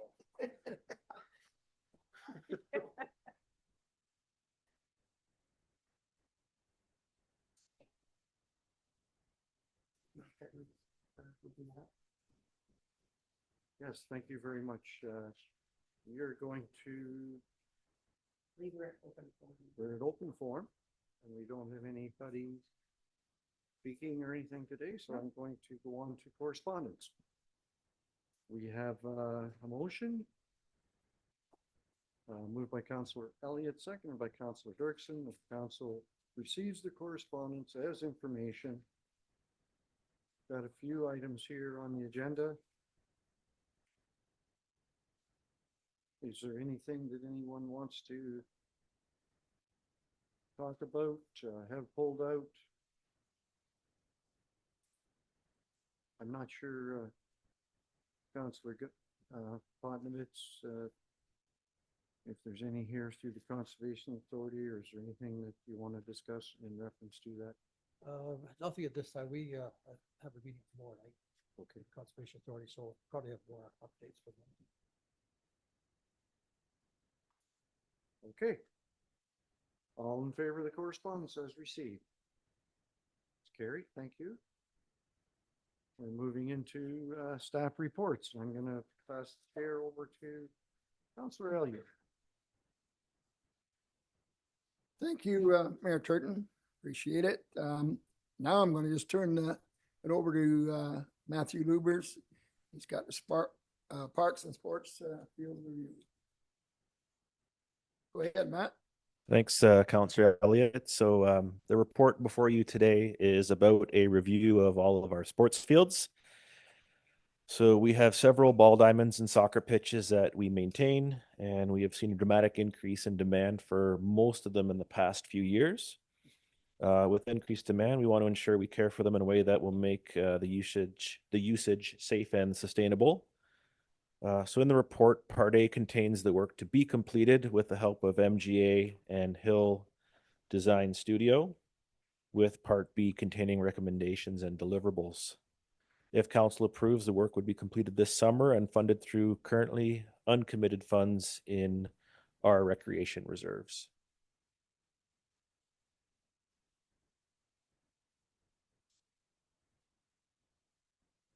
Okay, that's it.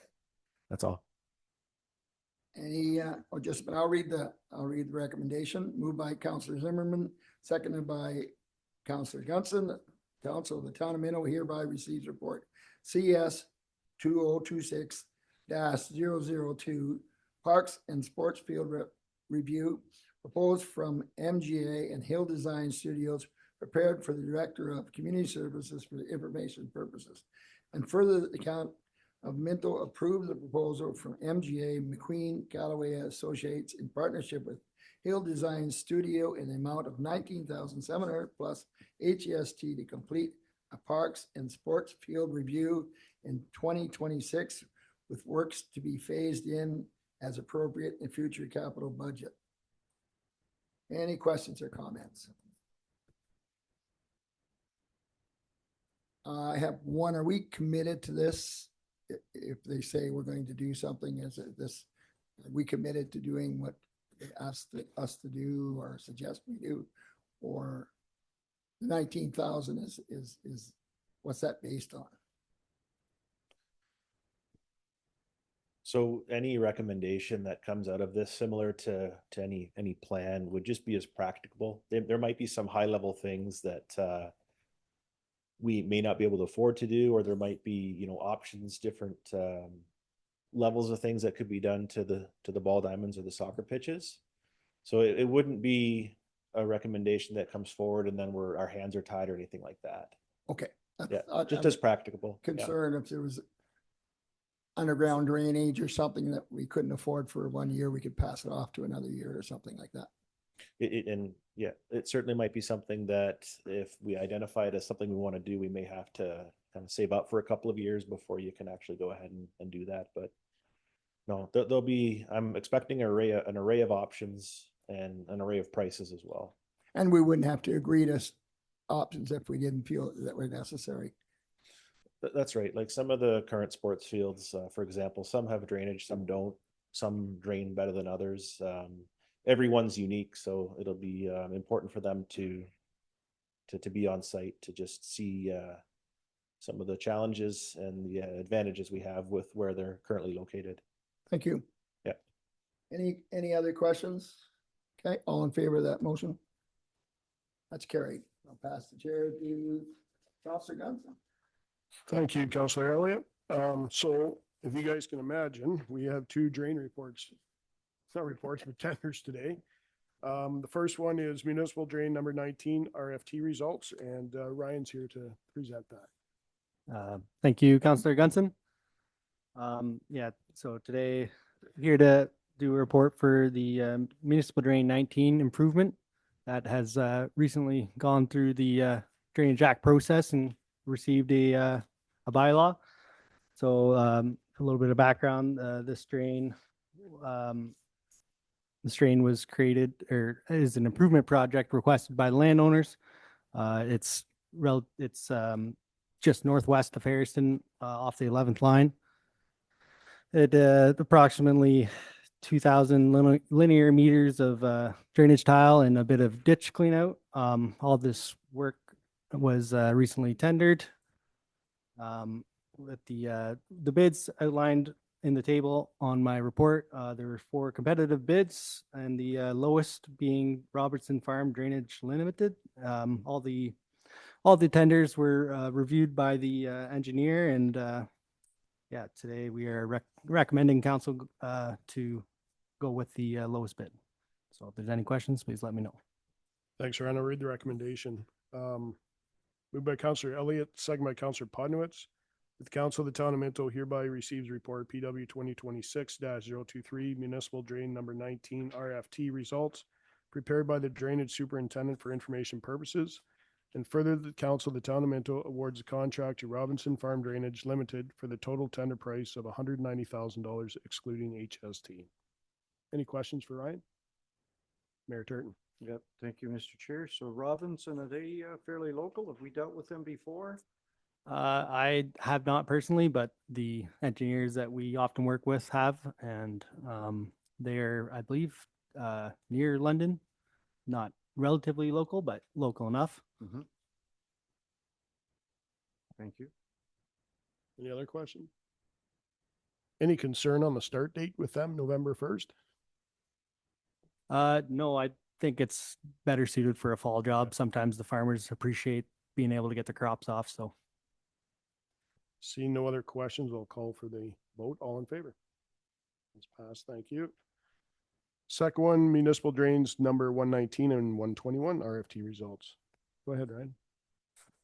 Thanks again, Councillor Gunson. Yeah, so this is actually 2 separate drains. Both have gone through the Drainage Act process. These are new drains being created. They are both located on the same property, so which is why we kind of bundled the tenders together. They're relatively small projects, so we did that to encourage more competitive bids. Yeah, so again, these are 2 drains located in Minto. There are on the Howick boundary, basically. They both went through their prescribed processes for under Section 4 of the Drainage Act. Drain 119 is brushing, approximately 550 meters of channel deepening and installation of some basins, sediment basins, erosion control. Yeah, so that's that one. And then drain 121 is approximately 560 meters of tile. And yeah, some various other works. We received 4 competitive bids outlined on the table. And again, we are recommending that council choose the lowest bid. And if there's any questions, please let me know. Thanks, Ryan. I'll read the recommendation.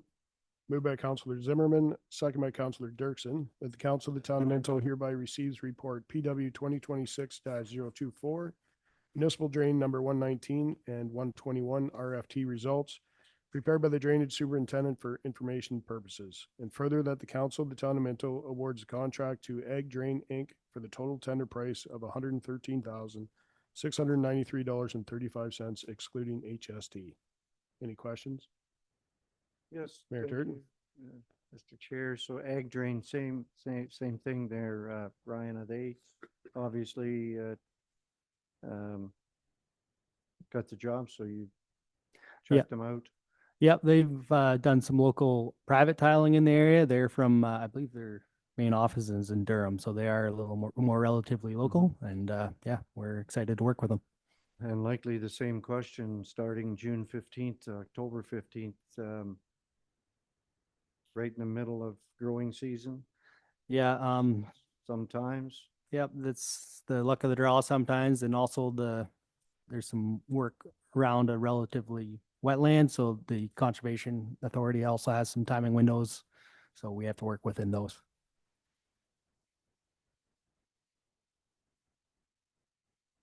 Any other questions?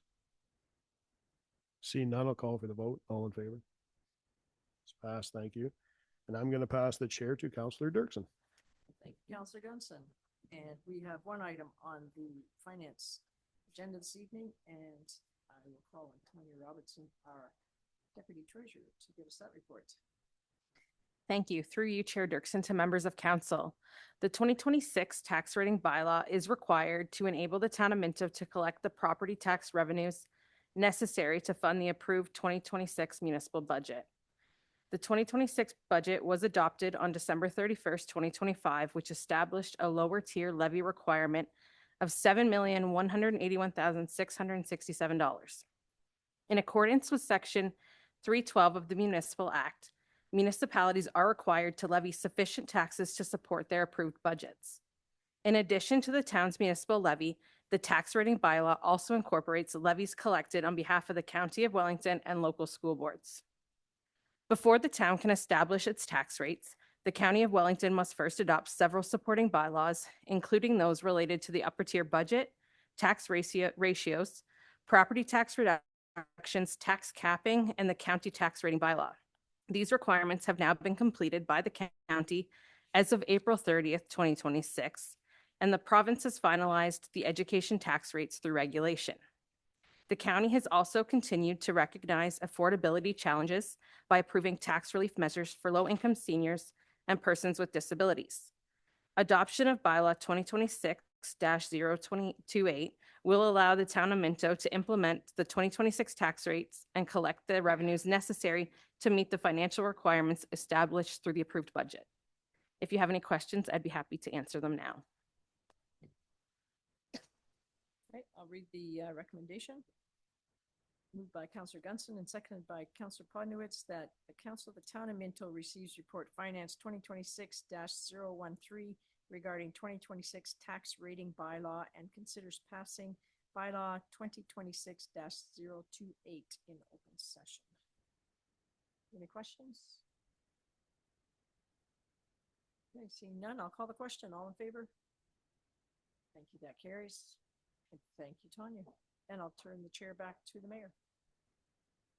Thank you very much, Councillor Dirksen. We are moving right along here.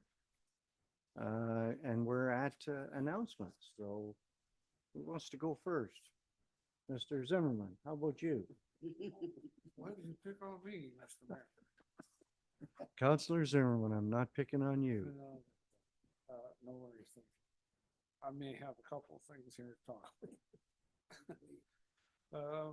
I have written here, starting today, the Clifford Water Tower has been taken offline. And it's going to be for the purpose of allowing painting and inspections. And it should last 6 to 8 weeks, hopefully. Sooner, not later. And residents are asked not to be washing vehicles and refrain from lawn watering, not long temperatures. I had also today, starting in Harrison, the Young Street East Bridge was going to be closed, but I see it's not closed today. Maybe that's been pushed off a bit, but it was supposed to be this week.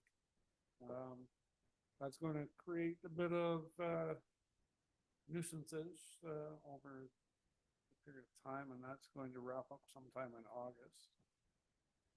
Thursday, May 21st to Saturday, May 23rd, Harrison United Church is having a bargain basement and bake sale. Here there's all kinds of great things, a couple of household lots have been donated for their sale, and I know the baking is always pretty good, so I encourage everyone to get there. It's underway Thursday at 1 and runs all day Friday and until noon on Saturday. Support that. This Saturday, May 23rd, is the annual Palmerston Hospital Starlight Gala. The event gets underway around 6, and our Harrison firefighters are going to volunteer to serve the adult beverages. So, plug. Saturday, May 30th. This is kind of a neat event from 10 in the morning until 3. Clifford Connects and the newly formed Minto District Lions Club are bringing a brand new event to Minto called Kites in Clifford, where you can let your imagination fly. The show features professional kite flyers from across southwestern Ontario, filling the air with their giant kites. We're also going to have 40 different makers, vendors there, 7 food trucks, a live DJ. We have activities for the kids. They have a place where they can make their own kites and fly them, or even bring your own kites and fly them in an area right along with the professionals. You can also, there it is, I already said that. Weather permitting, the big kites will also do an evening fly as well, which might be kind of neat at dusk time. And then since Deputy Mayor Anderson is away, Saturday, June 6th, Harrison Community Center and Pavilion area is the annual Harrison Firefighter Pancake Breakfast running 7 to 11. And that's admission by donation. And the Horticultural Society has their annual garden festival, and that's running 8 until 1 p.m. Make sure you get there and get your flowers for the year. And that should be enough. Thank you very much, Mr. Reporter. Councillor Dirksen. I have nothing more. I had 3. Councillor Elliott. I have nothing unless I think of something, but I can't. Councillor Pottovitz. I have nothing. Councillor Gunson. Since I sent the email to Annalene, I was just gonna say about pancake breakfast, Saturday, June 6th. That's all I had. Paul's all over it though, so that's good. Excellent. I have in my calendar that June 6th is also the opening of the Palmerston Farmers Market. Oh, yes. And if that's not June 6th, you can get that information on our website. I think you're right. No, it should be. Yeah, that sounds right. I have 2 very sad announcements to make this afternoon. This past weekend in Palmerston, we had some significant graffiti at the museum and in the railway station. We do have the police involved, and so we're hoping that we'll catch, or hopefully we'll catch some people and they'll be punished. Second thing is there was 3 fires in Palmerston on the weekend. One at a residence on King Street. The second one was at the Bar Bright Ball Diamond. Significant damage to the electrical system and a very sad. The preliminary costs are somewhere between 20 and 30,000 to do the repairs. And we're looking at possibly being out of service for 2 to 4 weeks, depending on what is found when our electrical guys get involved. So, and the third one, the third fire was a recycling bin up on Main Street on Monday night, up on the main street of Palmerston in front of Feeling Alive. So, same thing. It's nuisance, it's mischief, and it's ridiculous. All it's doing is costing the taxpayers money. But I can tell you that the fire and police are investigating. We do have some cameras that were checking in to this situation. Hopefully, we'll find the people involved. So. Other than that, we'll move back to our council meeting. Thank you.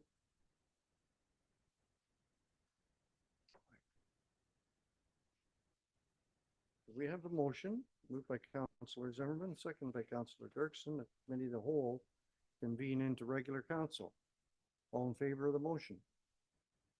That's carried. We have a resolution moved by Councillor Potnovitz, seconded by Councillor Zimmerman. Council the Town of Minto ratifies the motion made in committee of the whole. All in favor of that motion? Bylaws, we have a resolution moved by Councillor Elliott, seconded by Councillor Dirksen, that bylaws 2026 to 2026-028 has been read a first, second, and third time, passed in open council and sealed with the seal of the corporation. All in favor of that motion? That's carried. Thank you. A resolution moved by Councillor Potnovitz, seconded by Councillor Gunson, that bylaw 2026-029 to confirm actions of the Council of the Corporation of the Town of Minto respecting a meeting held May 19th, 2026, be read a third time, passed in open council and seal the corporation. All in favor of the motion? Can I just make a quick, it should be read a first, second, third time. Okay. Thank you. You want me to- I'll read that No, again. that's fine. It's just administrative. Okay, so instead of being read a third time, it's first, second, and third time. All in favor of that motion? That's carried. Thank you. Adjournment moved by Councillor Elliott, second by Councillor Zimmerman. Council of Town of Minto adjourns to meet again at the call of the mayor. All in favor of that motion? That's carried.